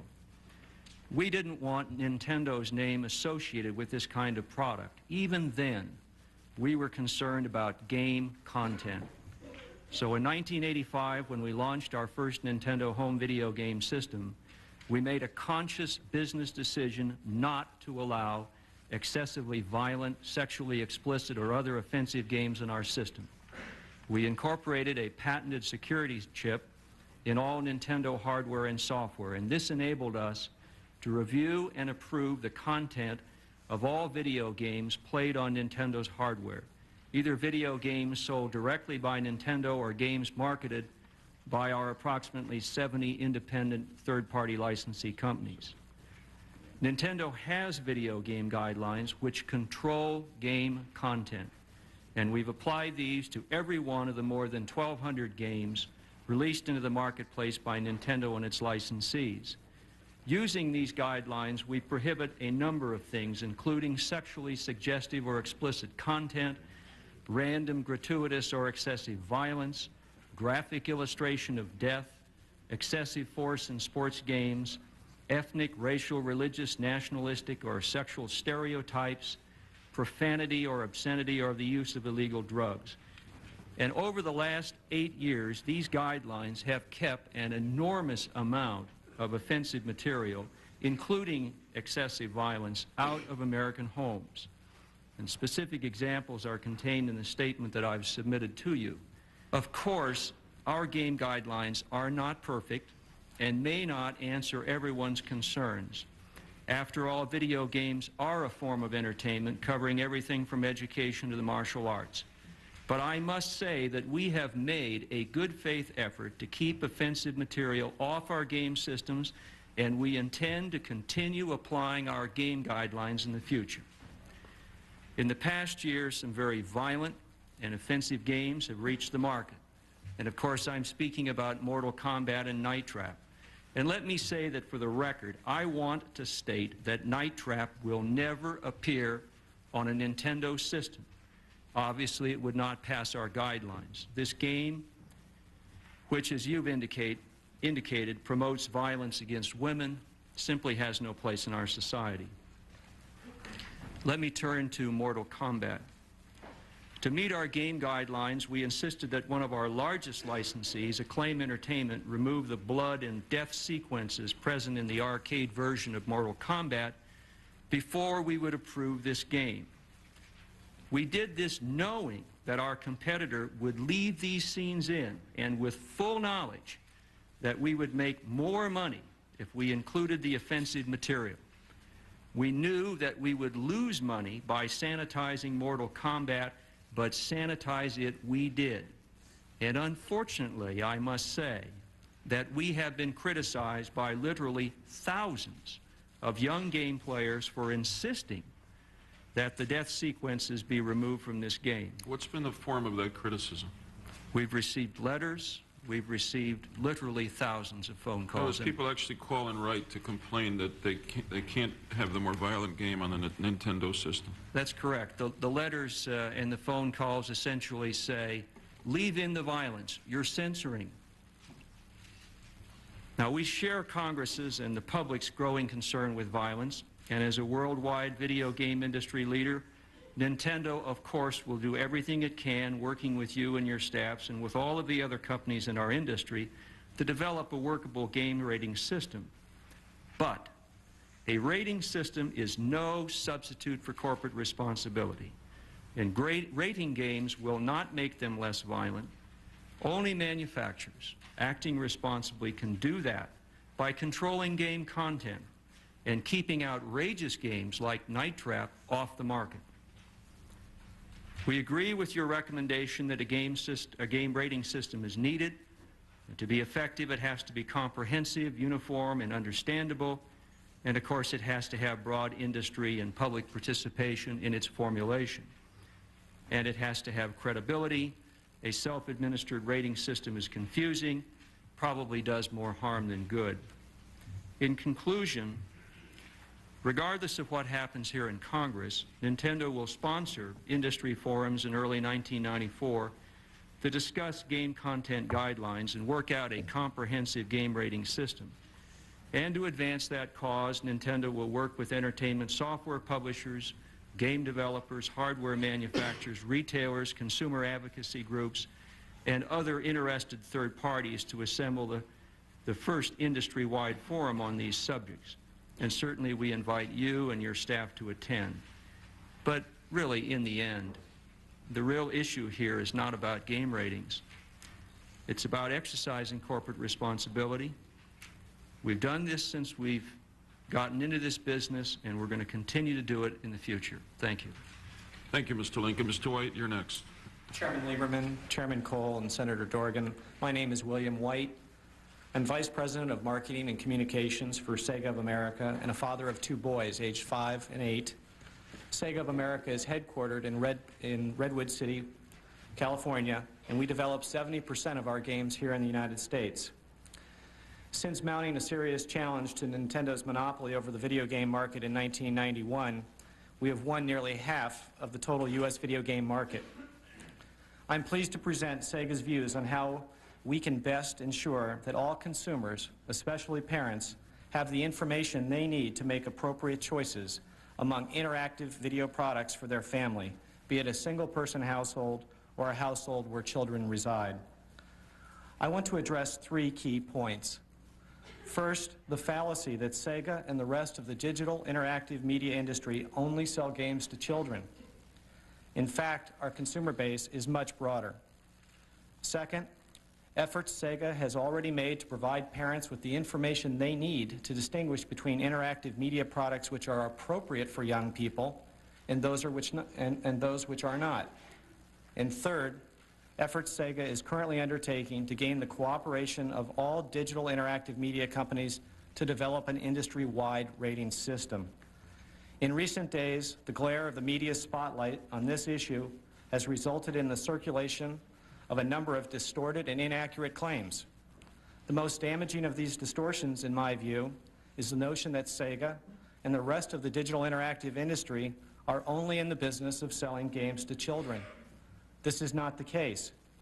Yes, many of Sega's interactive video titles are intended and purchased for young children. Many other Sega titles, however, are intended for and purchased by adults for their personal entertainment and education. The average Sega CD user is almost 22 years old, and only 5% are under the age of 13.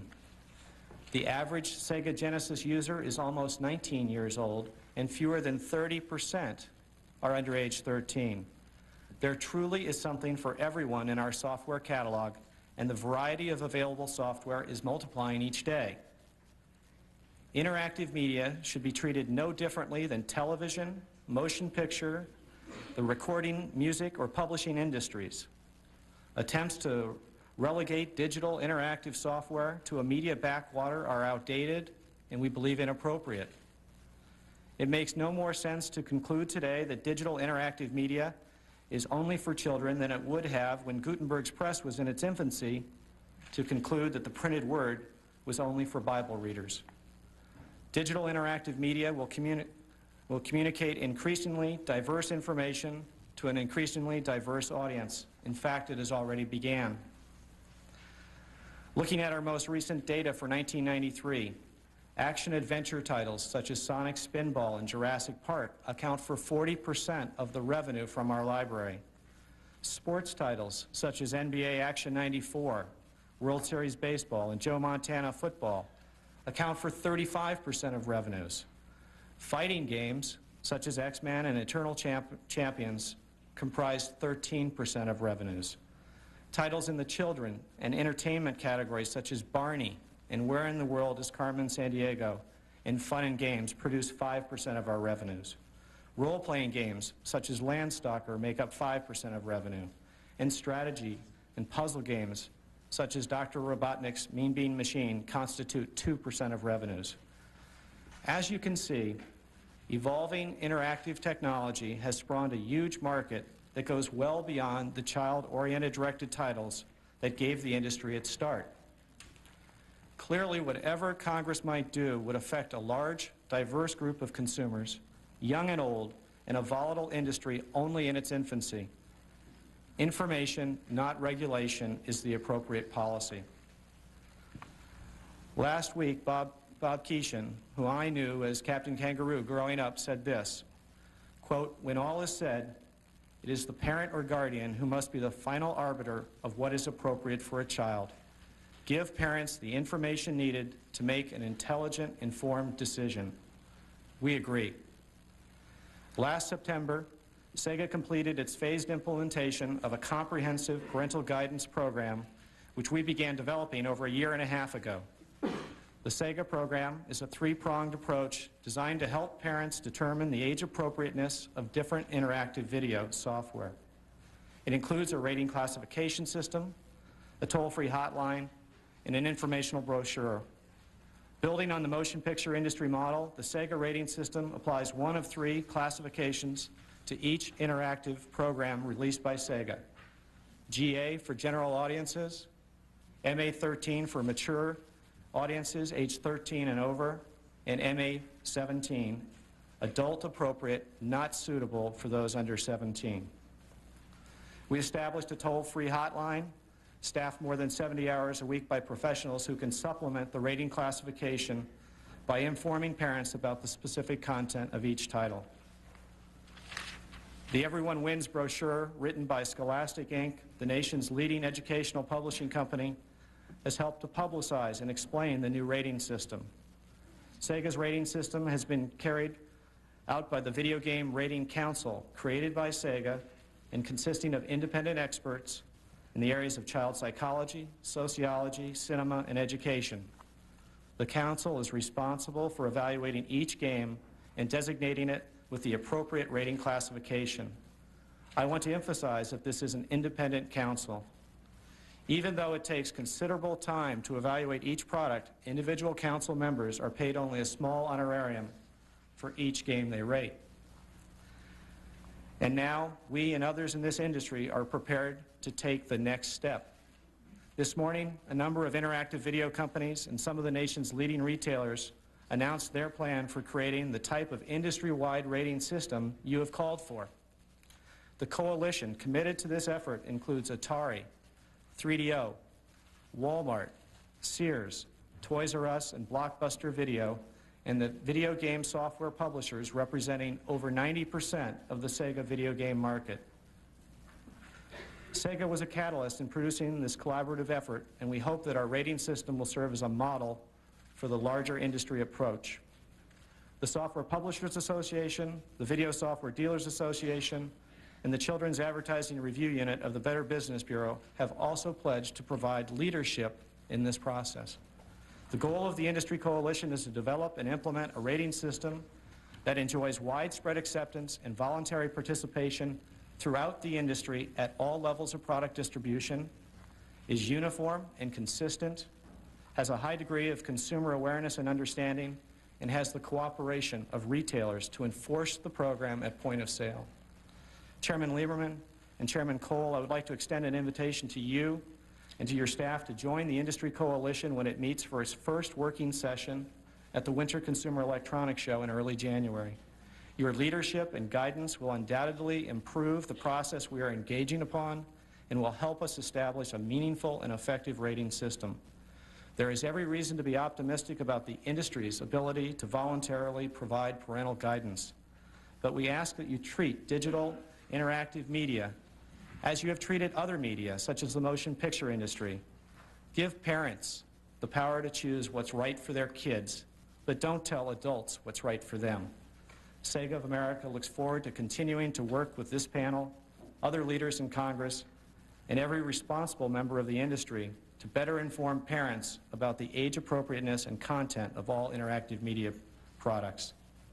Thank you for the opportunity to share Sega's views. I look forward to your questions. Thank you, Mr. White. Now, Ms. Rosenthal, representing the Software Publishers Association. Thank you. Chairman Lieberman, Chairman Cole, Senator Dorgan, thank you for the opportunity to appear today to discuss the creation of a uniform rating or labeling standard for video and computer interactive games. My name is Eileen Rosenthal, and I'm the General Counsel of the Software Publishers Association. More importantly, Senator Lieberman, I am by birth and at heart a native from the great state of Connecticut. The Software Publishers Association is the principal trade association of the personal computer software industry. SPA has a membership of over 1,000 companies and represents 90% of the personal computer software sold worldwide.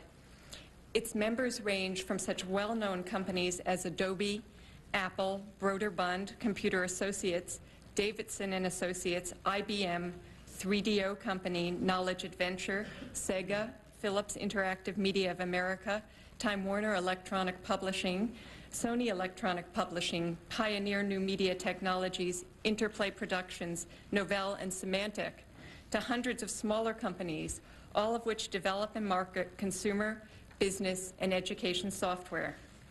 SPA members sold more than $30 billion of packaged software in 1992. Mr. Chairman, I ask that my written statement be entered into the record. Today, I would like to make the following 3 points.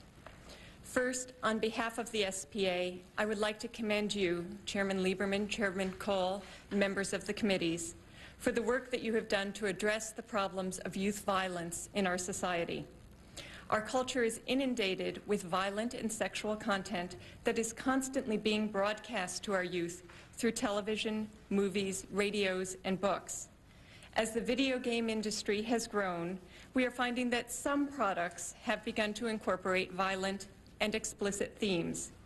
It is inevitable that some of these products will find their way into the hands of children. In our attempt to protect our children from those video and computer games which contain violent and mature themes, however, we must not lose sight of the fact that the vast majority of video and computer games are appropriate for children and have the potential for developing many important and socially desirable skills. For example, it is a fact that children who are labeled as having short attention spans can focus for hours on a video or computer game, discovering rules and patterns by an active and interactive process of trial and error. Surely the potential of this medium for bettering our children's education and thinking skills is enormous. I was sitting next to, in the first part of the panel, Mr. Terry Valesky, who's the Senior Vice President of Marketing at Atari. He was telling me what Atari has recently done. They've taken their newest video machine, which is called the Jaguar, and brought it to cancer wards of children's hospitals throughout the country. He told me it was amazing to see how these children who are victims of a disease that are taking over their life felt empowered when they could act and interact with new technology, when they could shoot down a spaceship. There's many very positive things that come from the new technology. And even the literature that the Children's Television Research and Education Center presents, Dr. Page, of course, represents them today. In the literature, it asks the question, is there anything good about playing video games? And the answer is, sure there is. Like puzzles, board games, and other forms of interactive entertainment, playing videos can help kids relax, learn new game strategies, develop concentration skills, and achieve goals. If they are playing with others, it can also be a great time for socialization. I also thought it would be interesting to note that SPA puts out each month the top-selling software. In September 1993, the majority of the software titles, game titles, that are most sold are ones that really have nothing to do with violence, and I know that this committee will find that interesting. Microsoft Flight Simulator, Privateer, which is a spaceship arcade role-playing game, Front Page Sports, which is a football game, X-Wing, Lands of Lore, which is a fantasy role-playing, SimCity. I'm not going to go on with naming all of these, but many of these games are good, fun games. Finally, I just want to point out that computer-based games traditionally have been targeted to an older audience than some of the original video games. That's because, in part, they're geared to an audience that uses computers and keyboards, and the target audience age has been 18 to 45. But on to my second point. After talking to industry...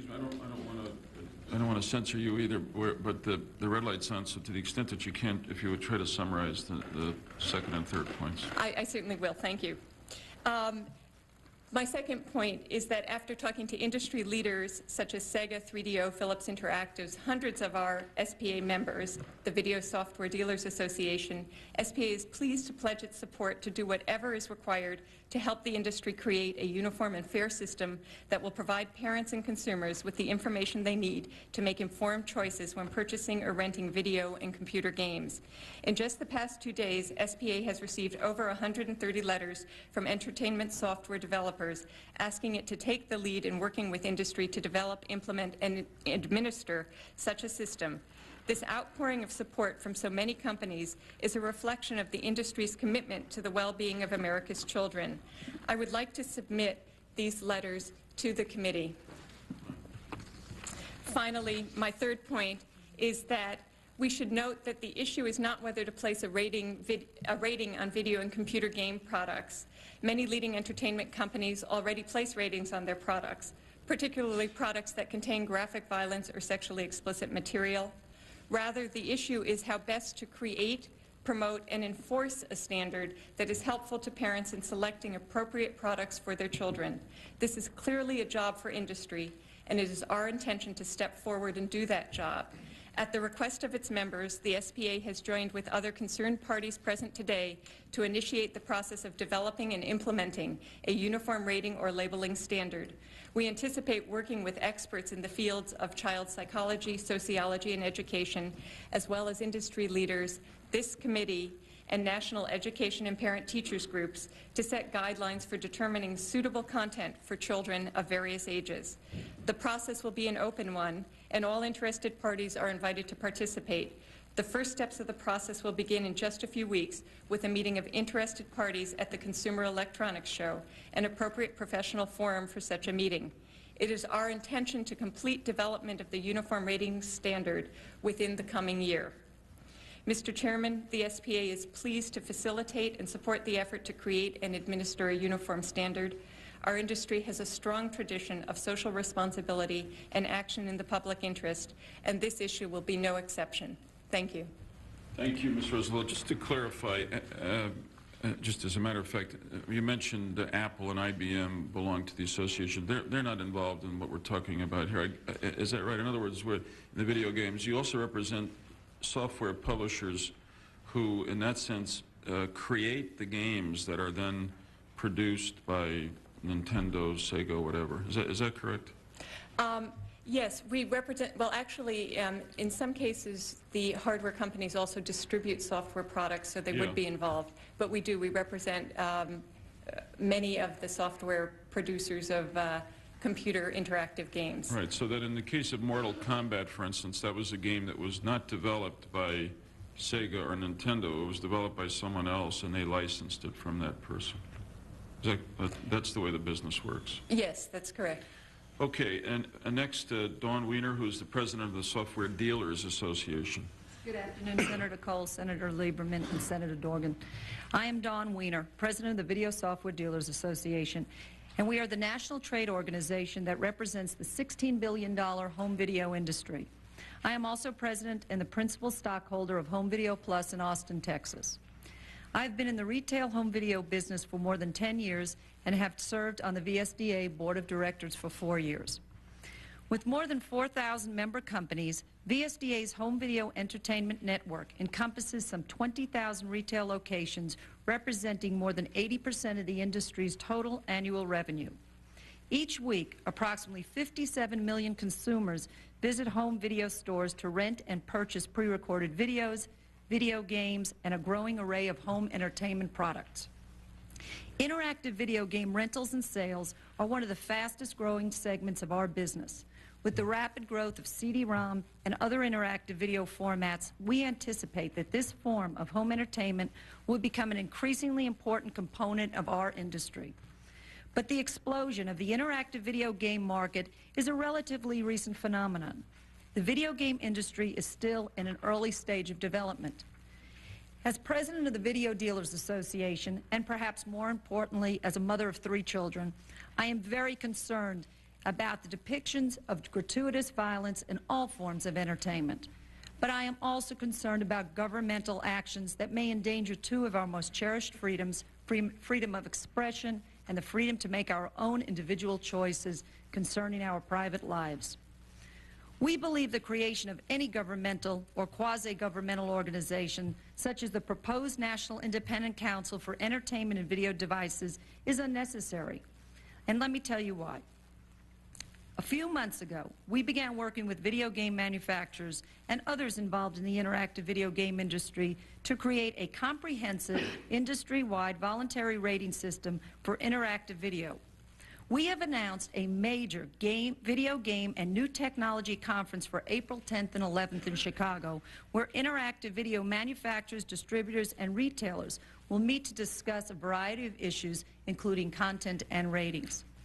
We see a very high degree of agreement among the manufacturers about the need for a comprehensive rating system and the desire to implement such a system. The Software Publishers Association has taken the lead in developing this rating system with participation from both manufacturers and retailers. One company, Sega of America, has already put in place a ratings program for its own games. We believe this is an excellent starting point. As the Los Angeles Times said in a recent editorial concerning video game content, Sega's leadership should be applauded. The industry recognizes that it is now time to implement an industry-wide rating system. We believe such a voluntary rating system will address the concerns of this panel and indeed of the American people regarding interactive video content. Our work with the rating system operated by the Motion Picture Association of America gives us the experience and the confidence to make such a statement. The MPAA rating system, which was introduced in 1968, has proven to be very successful and an effective tool to help parents decide which movies are appropriate for viewing for their children. This rating system has been used effectively by video retailers for many years to enforce in-store policies regarding the rental and sale of video product to minors. In 1991, VSDA formalized the use of the MPAA system through the introduction of our Pledge to Parents program, which established an industry standard restricting the rental and sale to minors of R and NC-17 rated materials. Through our Pledge to Parents program, we provide our members with a parental consent form, store poster, and other materials that they can use to explain this policy to their customers. We also require all members of our home video entertainment network to sign a certification promising to make every effort never to rent, sell, or give any video product rated NC-17 to persons under the age of 17, or any video product restricted R to persons under the age of 17 without parental consent. These efforts are designed to give parents the information they need to make informed choices about entertainment product for their children. This program is working extremely well. Consumers understand the rating system and use it to evaluate video product. Since the introduction of the Pledge to Parents program, we have had very few consumer complaints about minors obtaining inappropriate video products from our members. With the growth of interactive video products, concerns about content have shifted to this arena. Today, you have challenges to move ahead quickly with the implementation of a video game rating system.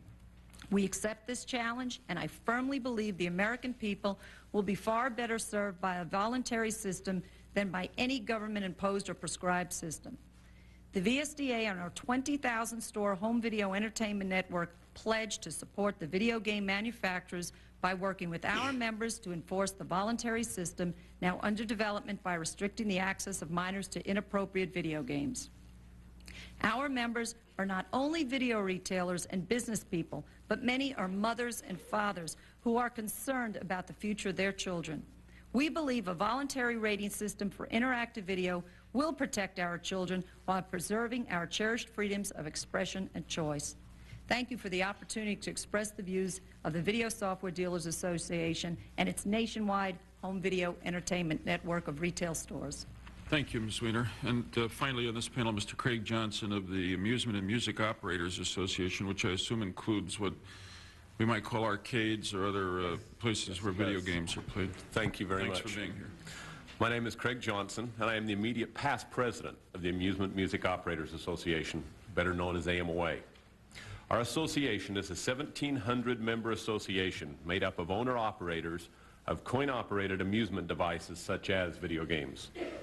I think it is important to note that our membership deals in commercially placed amusement devices and does not, as a rule, deal in the home video game market. I also think it important to note that as owner-operators of amusement devices, we do not manufacture amusement devices. We do, as AMOA, however, have in our membership some 140 manufacturers. I'm here today to address the concerns of video game violence from the point of view of the commercial game owner, the individual that has invested a significant amount of money in owning and operating video games. Our association, our most recent convention, October 21st of this year, took a position and expressed our concerns to the manufacturers and the industry as a whole. Our position states, AMOA believes that the current trend of the escalating use of violence in video games will prove to be detrimental to the industry in the long term. We are currently seeing parents and safety advocate groups speaking out against video games and their use of graphic violence. AMOA believes that it is indeed possible to design successful video games without the use of graphic violence. AMOA believes that if the graphic use of violence continues, our industry will suffer repercussions similar to the regulatory backlashes of the early 1980s, with state and local governments receiving pressure to further regulate and tax the industry. AMOA encourages all manufacturers to design games with wide appeal and design without the excessive use of graphic violence. That's the end of our position. While AMOA does not manufacture video games and cannot control what designers put into their games, we do believe that the violence in the games would best be controlled within the industry through self-policing policies. At least in the coin-op side of the industry, this is a relatively new issue, and most games that are now on the streets in commercial operation have been under design for some time. In many cases, the design of video games takes over 1 year to complete. We appreciate the attention Congress is giving the issue. Your interest will help our industry focus on the situation and the solution. I encourage you to allow the industry time to take care of their own problems and to limit and control the violence that is now in some games. Thank you. Thank you very much, Mr. Johnson. Thank you all. Mr. White, let me begin with you, and I suppose in one sense go to the heart of the matter. We saw the clip before from Night Trap with the woman being attacked, and I said earlier that I thought that violence was gratuitous and offensive and ought not to be available to people in our society. Mr. Lincoln, just here a few moments ago, as Vice President of the other leading company in this field, Nintendo, said, and I quote, "This game simply has no place in our society." Why don't you agree? Why doesn't Sega just pull Night Trap off the market? I think, Senator, with all due respect, the point I tried to make in my oral arguments and testimony was that this industry, as part of the interactive media industry, has grown tremendously. The children represent only a portion of the audience that we try to serve with our interactive software.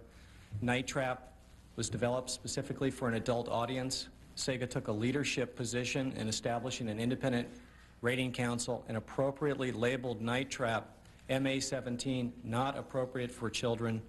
And we believe, just as Congress has treated the motion picture industry, that we as an industry should have an opportunity to regulate ourselves, and believe that we've taken that first step this morning in developing an industry-wide coalition to adopt an industry rating system with enforcement.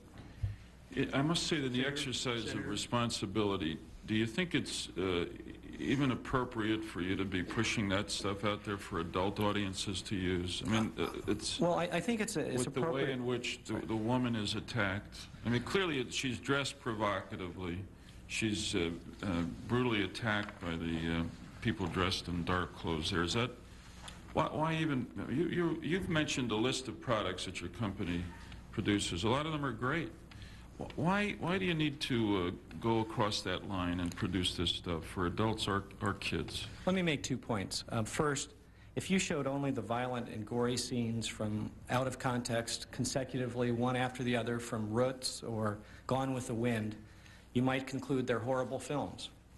But in reality, they aren't. And what you've done is picked a particular segment of that game. Let me clarify. A winning effort within Night Trap saves the women. Your job as the player is to identify the villains and to trap them. If you are a good player, you keep the villains from the women and men who are potential victims. This game is an appropriate game for adults that choose to entertain themselves in this way, shape, and form. And if you're a bad player, what happens? If you're a bad player, you will see that scene. The woman gets attacked. The woman gets attacked.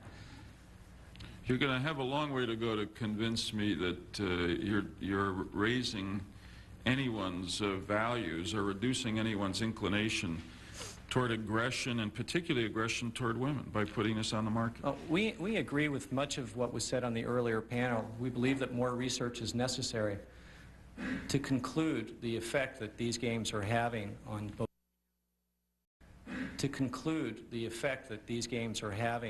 both adults and children. The point we want to make is that until the research is done. Until the research is done, we feel it's an appropriate step to develop an industry-wide rating system which has enforcement that will allow adults, which represent 60% of the players for the Sega CD system, to make the choice as to whether or not that game is right or wrong for them. Let me talk to you about the rating system. I understand your argument. I disagree with it, that you have a broad market and it includes adults as well as kids. And you've set up the rating system to try to give advice as to how to distinguish. Incidentally, my staff, in going into a number of stores where your products are sold, has never seen that poster that you put up explaining what the rating system is. Is it displayed in stores? Senator, I'm sorry, I did not mean to suggest that it was displayed in stores. It is part of our Everyone Wins brochure. Okay, but it's distributed at 2,800 retail outlets. We make it available to all of our key retailers. We also provide a holder for this, but ultimately it is the retailer's responsibility to keep it on the counter as opposed to behind the counter. Well, at a minimum, I hope that you're doing everything you can, if you're basing your argument on the rating system, to make sure that people first understand what the rating system is, and then, as we'll show in some of the ads, at least get a chance to look at it. My staff went into Circuit City. Here's a brochure that you put out. Sega, Hot 93 Titles. Yes. Okay, in the midst of this, you've got Night Trap right alongside, you know, Joe Montana's NFL Football and Spider-Man versus Kingpin and Sherlock Holmes Consulting Detective, with no indication that of the content of this, and that you, as you've said just now, expect this only to be bought by kids. So is this responsible advertising? Senator Lieberman, we've taken the first step to what we believe is a more appropriate industry-wide rating system. Just as the motion picture industry produces films for children as well as for adults, the interactive entertainment industry, as it grows with the technology available, will continue to produce product that's appropriate for both children and adults. We would like to see better enforcement at retail. We would like to see the ratings prominently displayed in the advertising of all the games. That is a step that we will take with the industry-wide coalition. Do you agree that this is irresponsible then? I mean, if that was developed, Senator Lieberman, prior to our full implementation of the rating system. What I'm saying is that we as a company believe in the action and the steps that you're suggesting we take, and we're prepared to move in that direction. You're saying, if your defense on Night Trap is that it's for your adult market, then it seems to me you've got an obligation to put out a separate Hot 93 titles for adults instead of... This was just picked off the shelf by one of our staff people, and it was just done in the last week. Now, if you've updated your rating system, I hope that you'll also update your promotional system. Let me go on to one other aspect of this, and because I must say, you're here as the company, you're not the whole company, but I find the course of behavior by Sega the most objectionable here in these games that we're talking about. I want to show you the tape of an advertisement for Mortal Kombat. Now, this game is rated MA-13. It has the death scenes at the end that we talked about. MA-13 means that it's not appropriate for children under 13. But just take a look at this ad that Sega plays promoting Mortal Kombat and some other games, and tell me whether it doesn't have the effect of encouraging children under 13 to buy Mortal Kombat.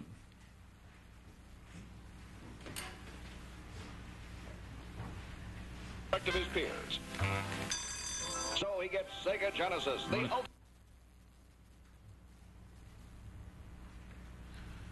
We're going to take it back to the beginning. Kathy, can you make that brighter at all?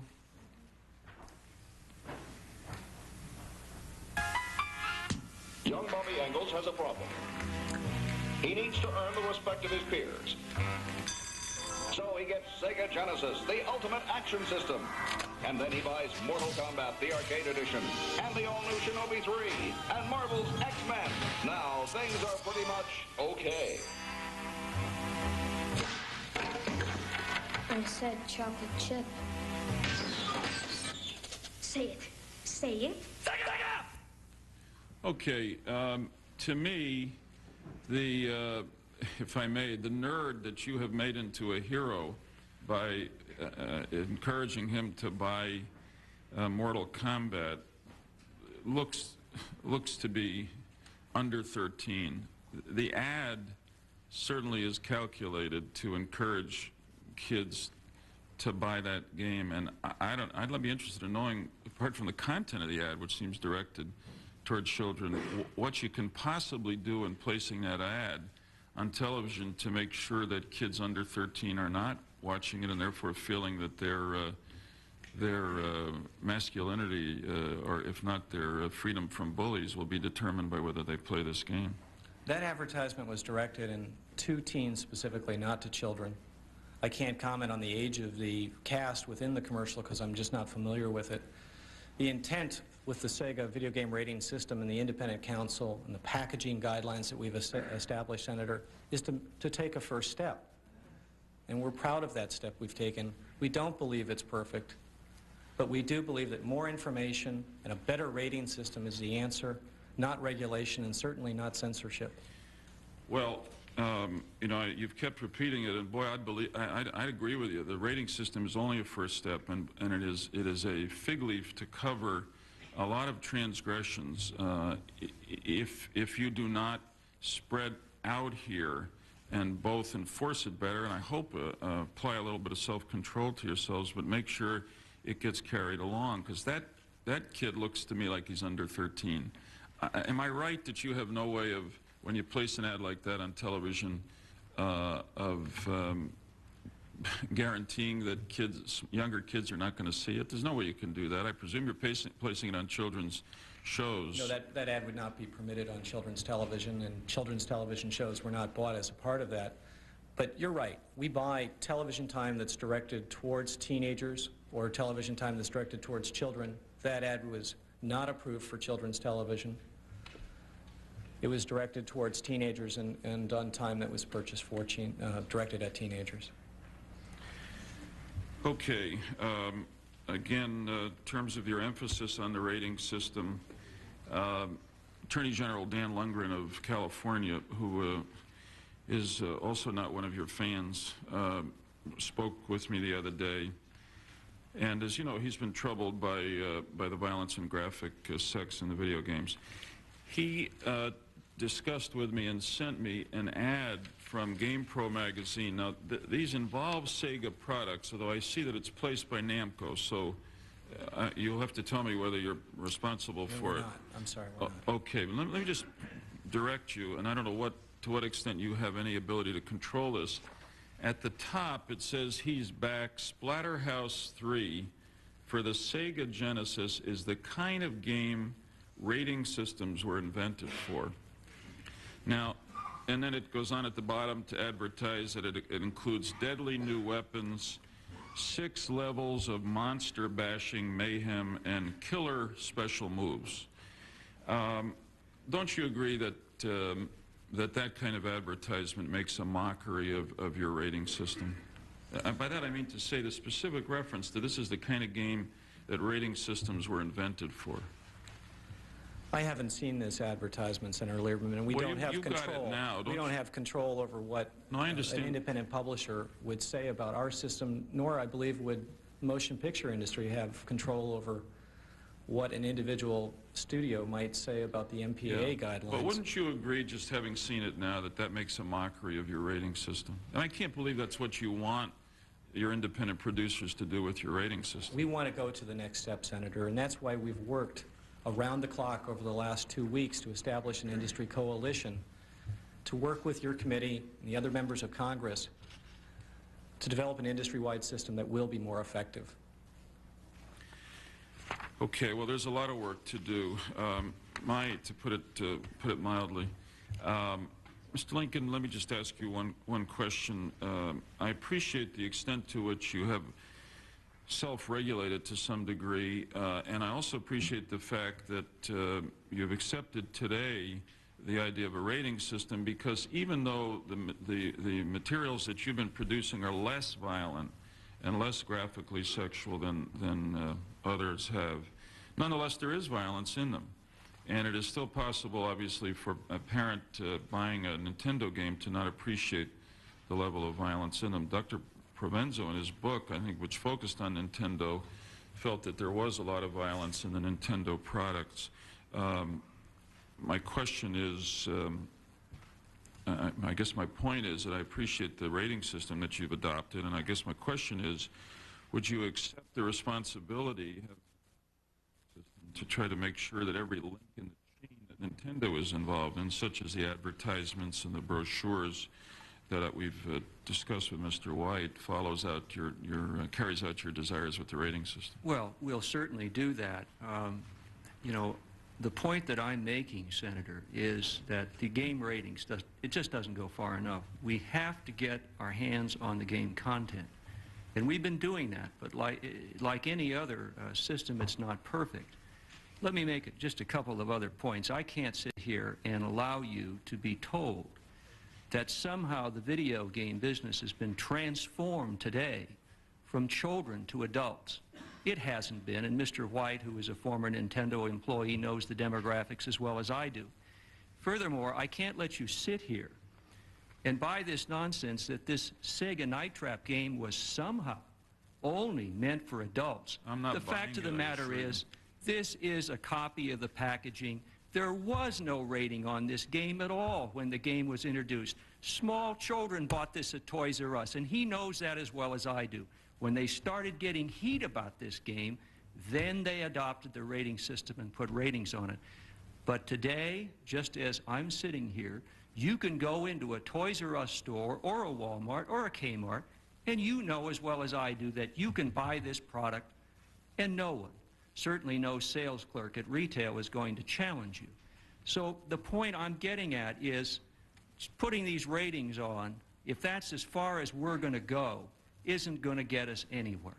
We've got to get further into this.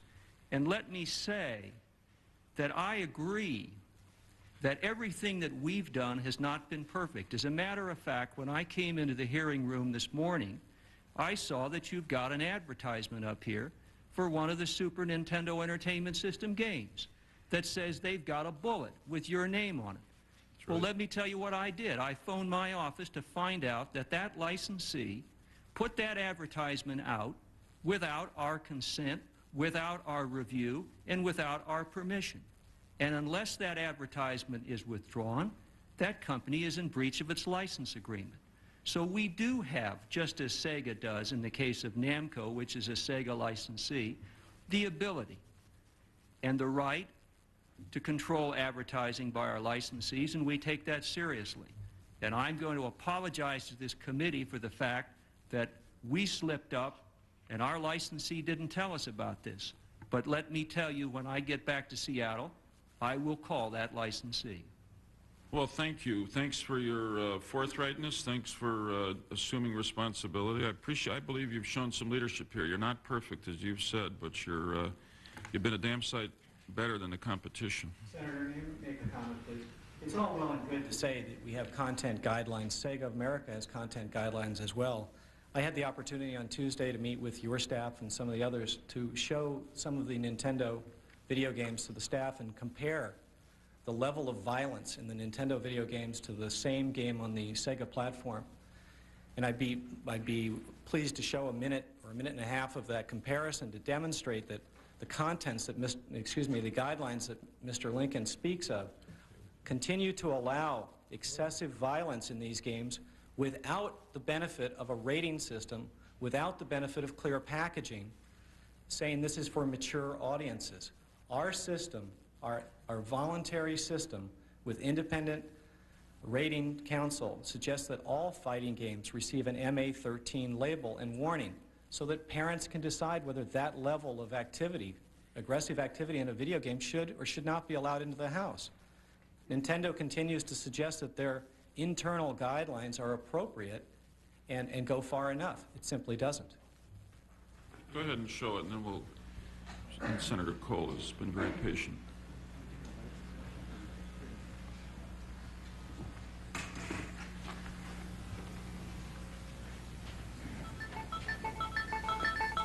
According to NPD research, Street Fighter II on the Super Nintendo was their #1 game last year.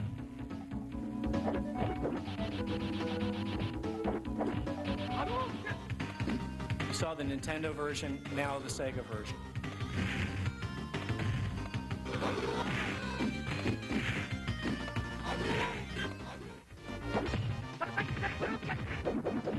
Same level of violence, in our opinion. No rating.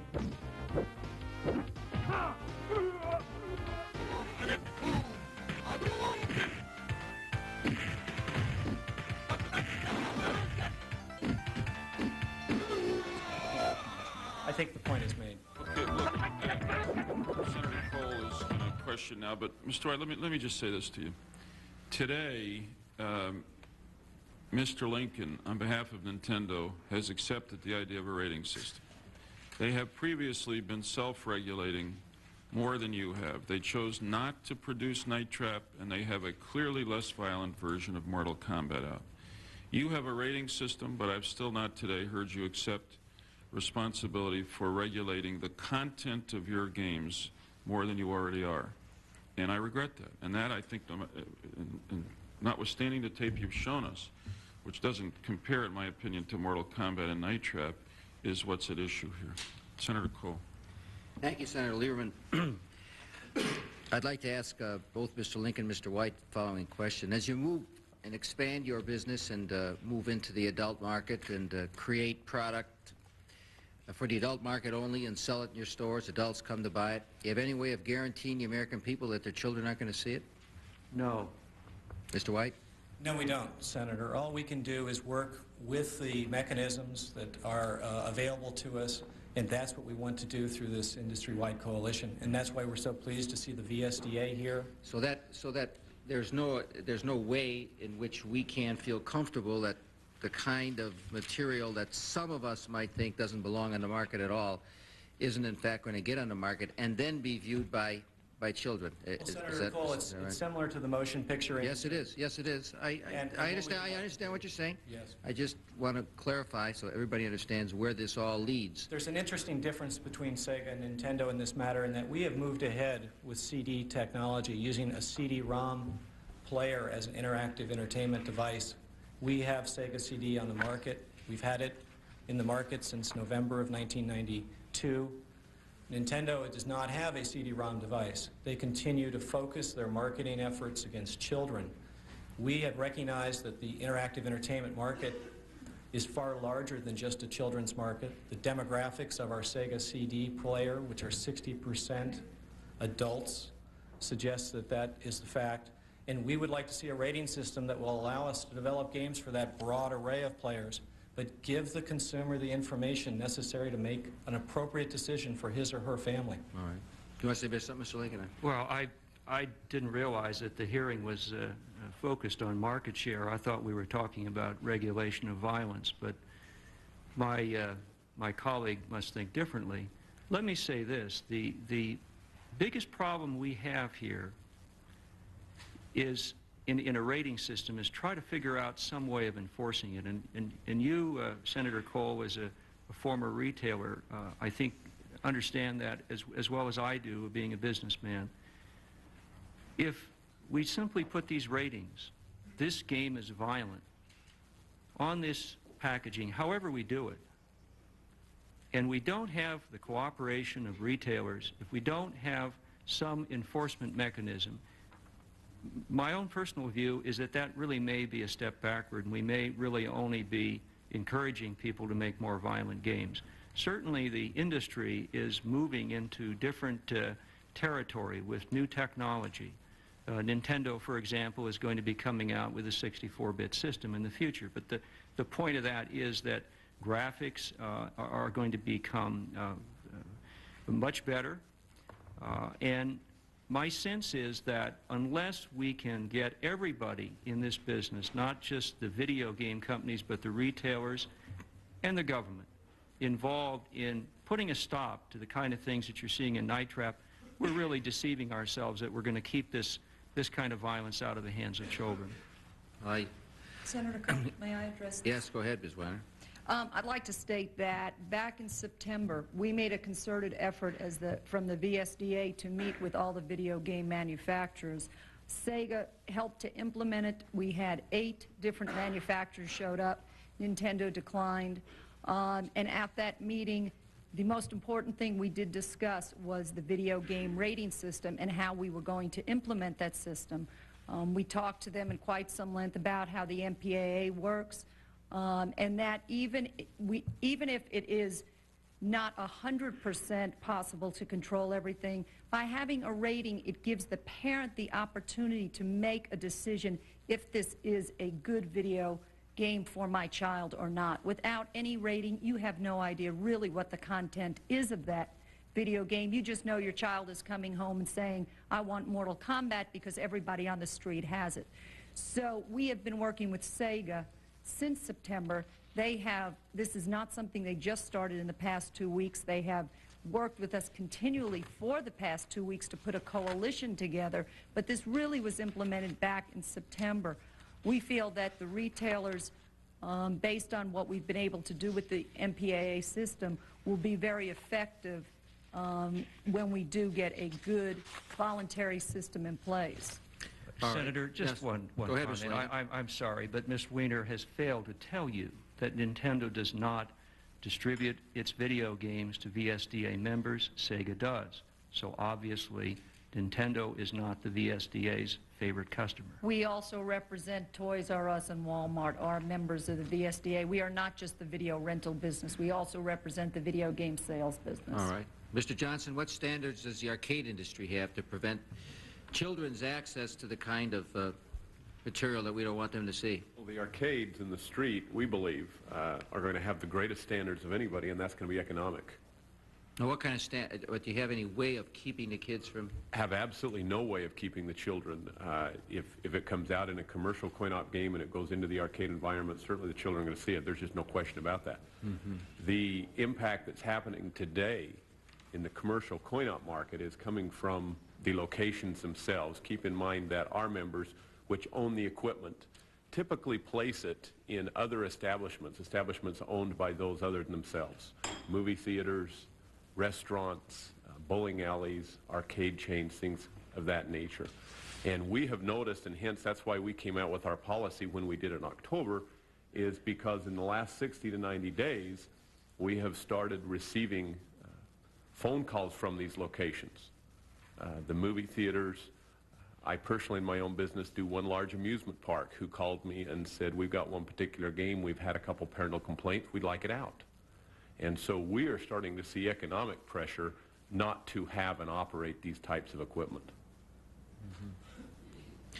Well, in the interest of moving on, let me just give you an overall impression. And I, as a person who's sitting here and listening and trying to observe, and probably also in the shoes and in the minds of all those people who are watching on TV and who'll be reading accounts of what happened in the newspaper, there's really a serious problem here. I mean, you know, this is not a dog and pony show. And sometimes I fear, and having sat through a few of these hearings, I sat through a few with the movie industry, that there's always an attempt to get by the hearing. Just get by, offer them meetings, tell them we're going to be in a week and a 2 and a month, and we're going to, don't worry about it, we're going to take care of it, we're going to self-police. I've heard this before.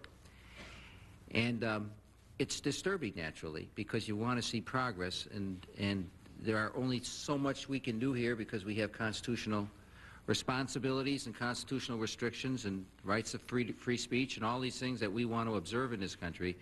At the same time, none of us want to see our kids go down the tubes. None of us do. Now, you might look at something else and say, now, that's really bad. They ought to do something about it. That's kids and guns. And that's not something that you control. That's something that we try and do something about here. But you might look at it as an American parent and not involved in a business. You might say, now, they really need to do something about that. And if they can't, we have a serious problem in this country. And we're trying to do something about it. People watching here today are saying the same thing about some of the problems that we're discussing here. They need to do something about it. How are they going to do something about it? You're saying, give us till April 10th or 11th, and we'll have the problem solved, or something like that. No, we said we have a video game conference. I understand. We're going to regulate ourselves, give us till April 10th or 11th, and we will satisfy not the needs of Senator Dorgan, Lieberman, and Senator Cole, the needs of the American people to see this industry regulated in a, quote, proper fashion. Well, maybe we'll be around on September 10th and 11th, and we will not have taken action by then, and maybe we will. But there is a serious problem here, a real serious problem. And the fact that you find much with which to disagree with each other on this morning, I think is encouraging. I mean, you know, it indicates that you're not here in any lockstep way, that you really have some concerns about what each other are doing and are worried perhaps that you're going to, what, kill the goose that's laying the golden eggs. And you can.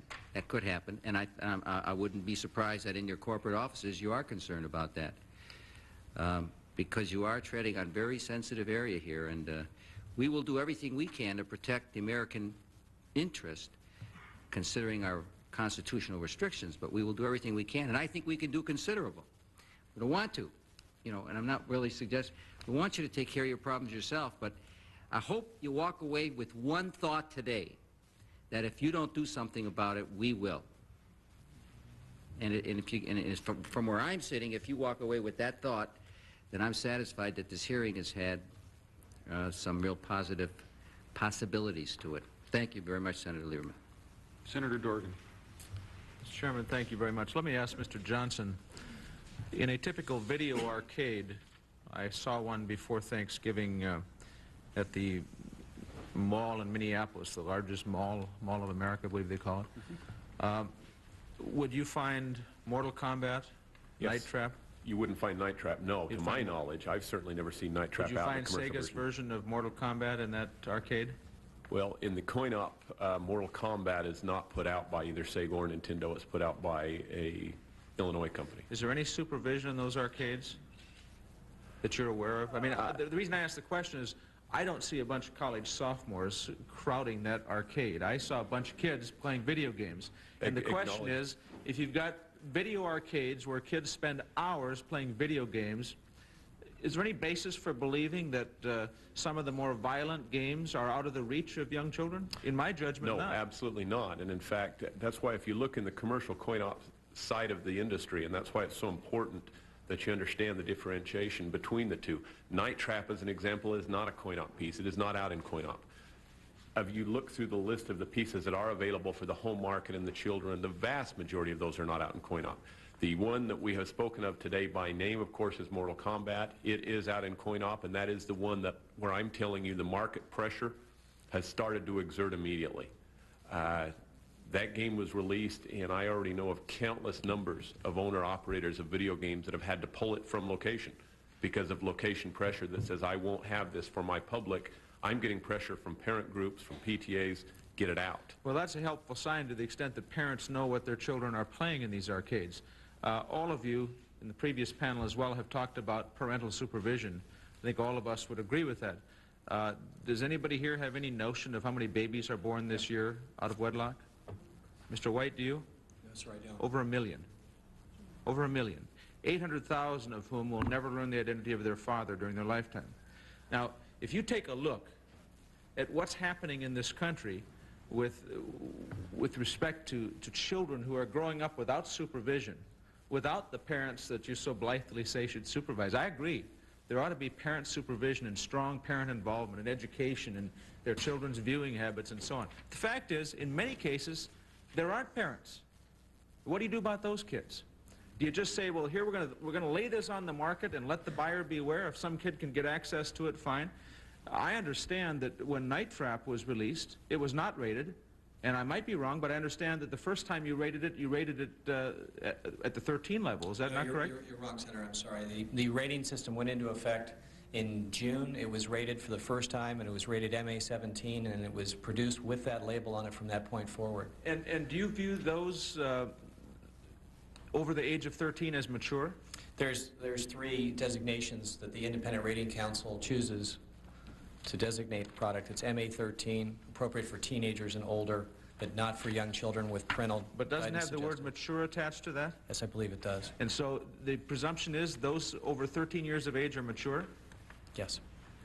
Are you kidding me? With parental discretion. I'm referring now to... What are you thinking about? The if you're MA-13 suggesting titles.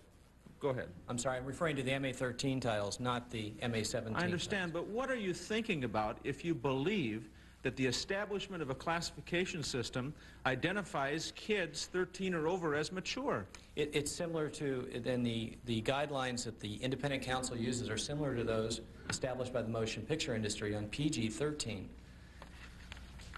Well, you know, As I've indicated before, I think that all of us have great trouble with this question of censorship, and yet everybody in virtually every way understands that we have some responsibility to protect children. We don't say, well, yes, we can drink in this country, and so it's all right for everybody to drink. We decide we're going to protect our children, for example, and we're going to have certain laws that try to protect them from access to alcohol. I mean, we do that in a whole range of areas. We treat them separately in the judicial system and the criminal justice system. We do that in a range of areas. With respect to the question of the video arcade and the video games in which a woman is grabbed by the neck with a hook and drilled in the neck with a tool, and someone grabs the heart out of a character, we ought to have just as much concern about protecting our children against that sort of trash as we have in dozens of other areas in protecting our children. And I honestly, Mr. White, I read your statement, and I honestly think that you don't understand what we're talking about here. Let me tell you why. In your final point about Night Trap, you say this: finally, there is some research suggesting a short-term, momentary increase in playful, aggressive behavior after playing video games or watching violent television programs. There is no research concluding that this has any lasting impact. In fact, quite the opposite is true, you say.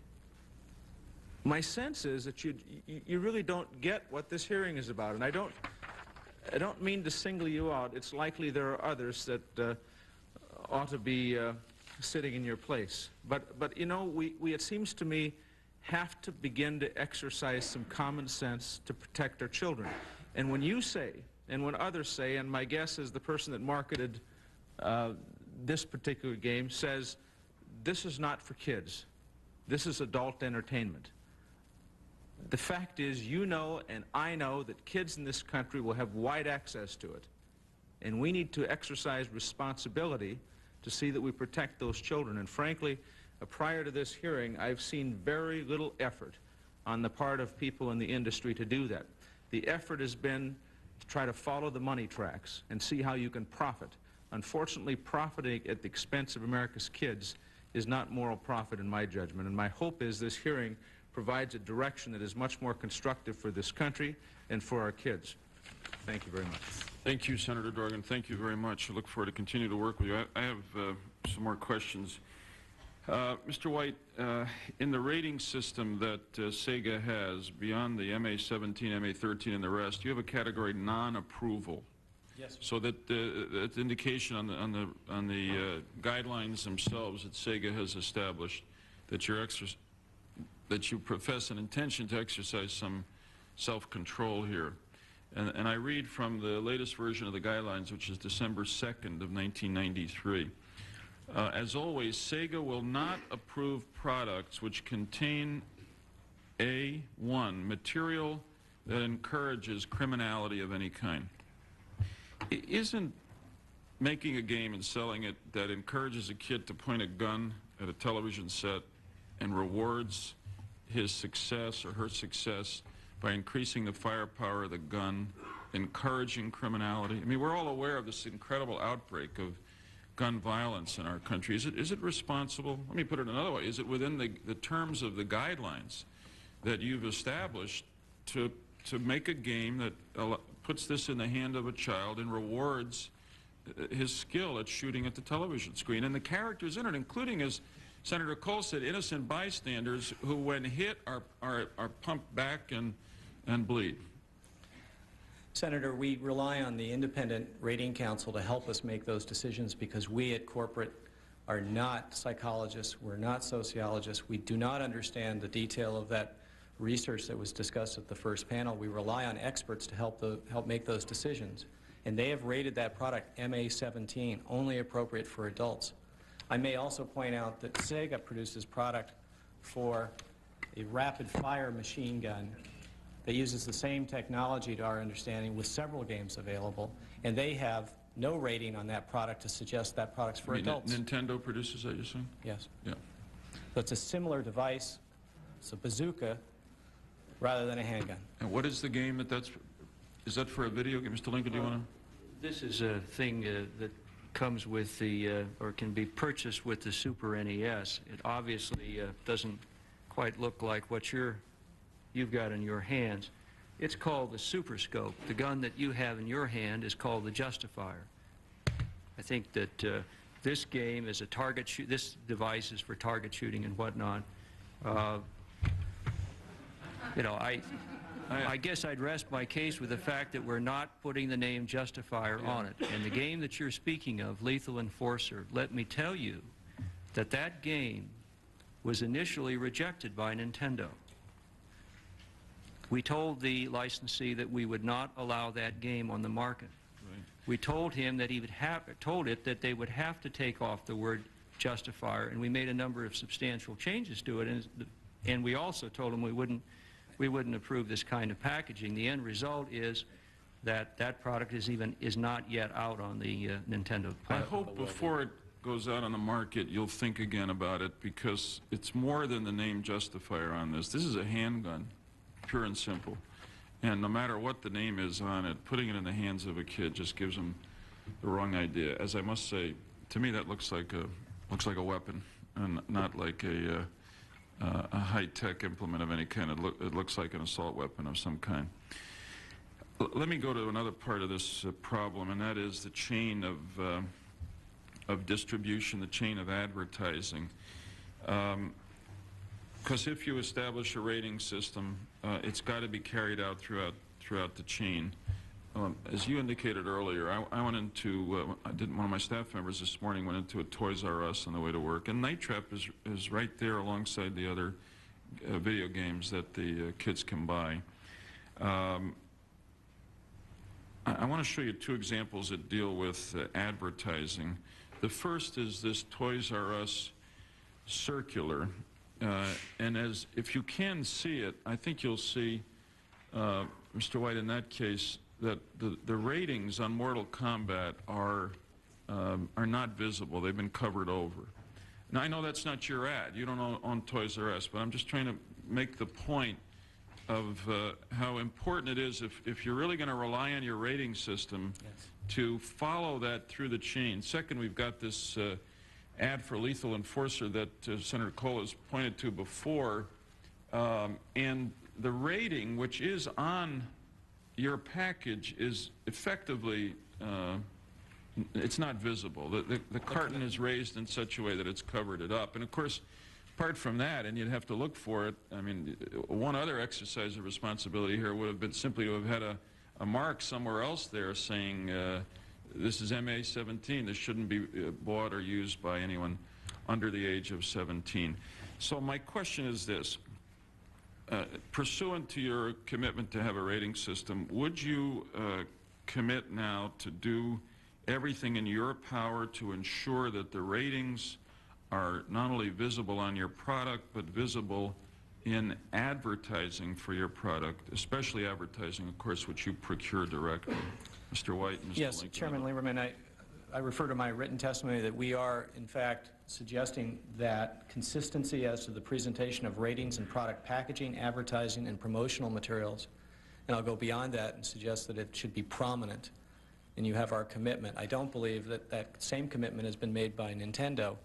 It is in our testimony. Mr. Lincoln? Well, I don't know what he's talking about there. As you well know, we have made a commitment to the rating system. The point that I've been making all along, and the point that I made to both of you this morning individually, was that we are concerned that a rating system by itself might just be an open season on more violent games.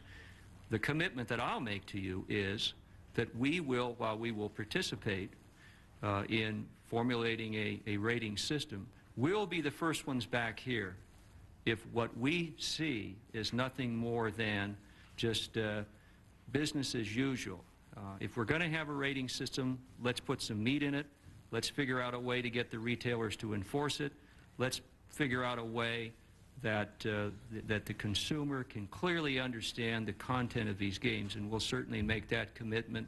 I've made that to you prior to the hearing in my statement, and I'll repeat it now. Thank you. Ms. Rosenthal, on behalf of the Software Publishers Association, am I correct that Konami would be a member of the association? Excuse me, Your Honor. I'm sorry, Mr. Senator. It's okay. I do not believe that company is a member. Would you consider it a software publisher, whether it's a member or not? I'm truthfully not familiar with that let me, company. notwithstanding that, let me just get to ask you whether, on behalf of your association, you would commit here as part of the implementation of a rating system to do everything within your power to prominently display the ratings in advertising your members may procure and promotional materials that you put out. Absolutely. Senator Lieberman, you've made some very, very cogent points here. And what I want to emphasize today is the sincerity of the industry. They have heard what you and Senator Cole have had to say, and they are sincerely interested in the well-being of children. And any system, rating system that does get adopted will be consistent and will be understandable and will be labeled in a similar manner and will be enforceable. That's a commitment that we can make to you. Okay, Ms. Weiner, in terms of the video rental stores as we know them, right now it's clear that if you go into a store, most of the stores, certainly the big Blockbuster for instance, if you're under 17, as you said, your age is basically checked, and you can't take out an R-rated unless you got parental permission, and you can't take NC-17 under any circumstances. On the other hand, and I know there hasn't, I guess, been a widely accepted system, one of the staff went into Blockbuster, one of the Blockbusters around here last week, took out Mortal Kombat, and it had no rating on it, and it appeared that it would be easy for a child to take it out as well. I just wanted to ask whether it would be the intention of your members, once a rating system is adopted by the industry, to implement it in the same way you have the movie rating system. Absolutely. We plan to implement the pledge to parents again, to add the video games to this system, and that's back to our conference. That's where we're really going to spin off the whole educational process, that now there is a rating system in effect. We want you to add that to the pledge to parents. We want you to have your members and explain to your membership about the new system. And basically what most of us do is, in our computers, we have the parents sign if they do have children, what are the ages of their children, and in fact, will they allow them to rent any video games. And so we have all intentions of implementing the system to the best of our ability. Mr. Johnson, you probably got the hardest job of all in your arcades and other facilities, but what if there is a rating system on the video games? Are your members in a position to start to try to exercise some influence on what, for instance, if a 10-year-old goes up and starts to play Mortal Kombat or Night Trap, can you do anything to stop him from doing that? Again, one more time, first of all, Night Trap isn't out in coin-op, and right. So that's not an issue. A Mortal Kombat, in answer to that question, absolutely no way. The coin-op is spread literally every small town in the United States.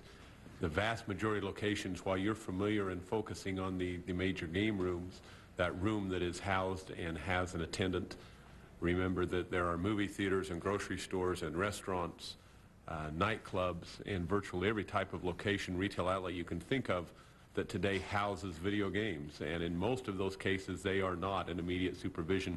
And under those scenarios, as an example, if you were to rate Mortal Kombat and say it is absolutely not to be played by anyone under the age of 17, in the commercial arena, we have no way of enforcing that, short of simply not placing the game. And in some cases, you're doing that in response, your members are doing that in response to And that's what we're saying from the coin-op side, the market pressure is causing that. Let's face it, we can sit here all day and talk about morals, but the reality of the business world out there, unfortunately, in many cases, is driven by economics. Okay. And economically, our people are being forced to pull them. Final question for Mr. White and the panel. In your guidelines, you say that you're not going to approve products which contain material that denigrates any ethnic, racial, sexual, or religious group. Obviously, I think that Night Trap denigrates a sexual group, namely women. But and we've talked about that. But in this, again, this is not your ad. In the Konami ad, there's a reference to ninjas. It talks about fighting ninjas in Chinatown. Aside from being, as I understand it, culturally inaccurate, since ninjas are in the origin Japanese and not Chinese, do you agree that that's in violation of the spirit of your own guidelines? And, Senator, those guidelines refer to the games, not to the advertising. We don't currently extend. No, I understand that. That's not our advertisement. So would you say that if your advertisers at Sega asked you about including that kind of phrase in a Sega ad, that you'd tell them not to do it?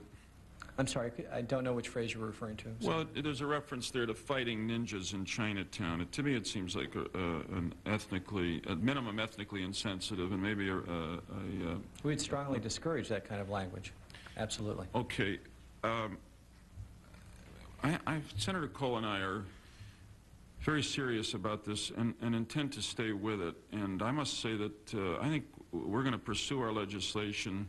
I hope that you're able, within the industry, to come up with a rating system that meets everyone's concerns. But I think the best guarantee of that is for us to stick with the course we've set.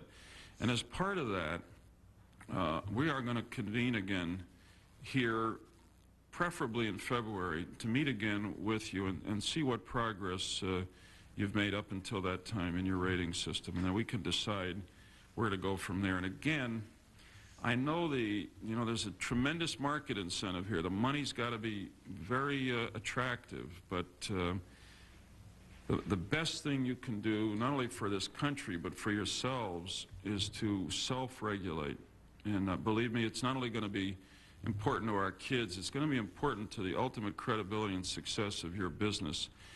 And frankly, in some measure, it's going to be important to the maintenance of constitutional freedoms in our country, because unless people self-regulate, unless people draw some lines, the sense that too many people in our country have that we're out of control is going to lead to genuine threats to our freedom, which nobody wants to see.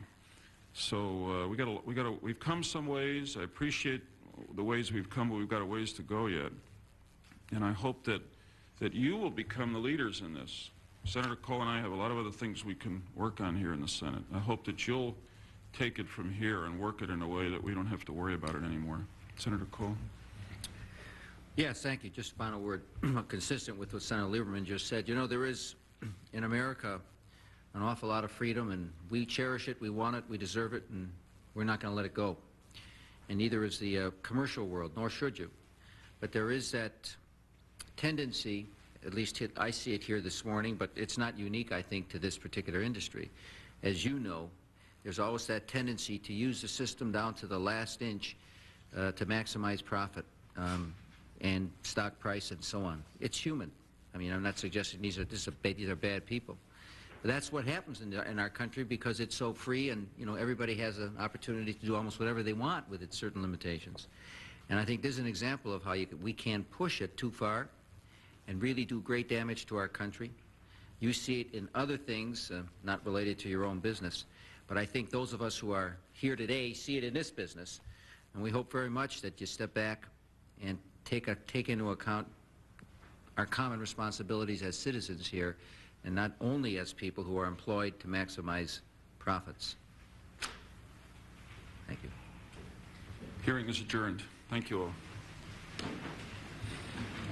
Good job, Joe. Good job, Herb. It's good to work on this.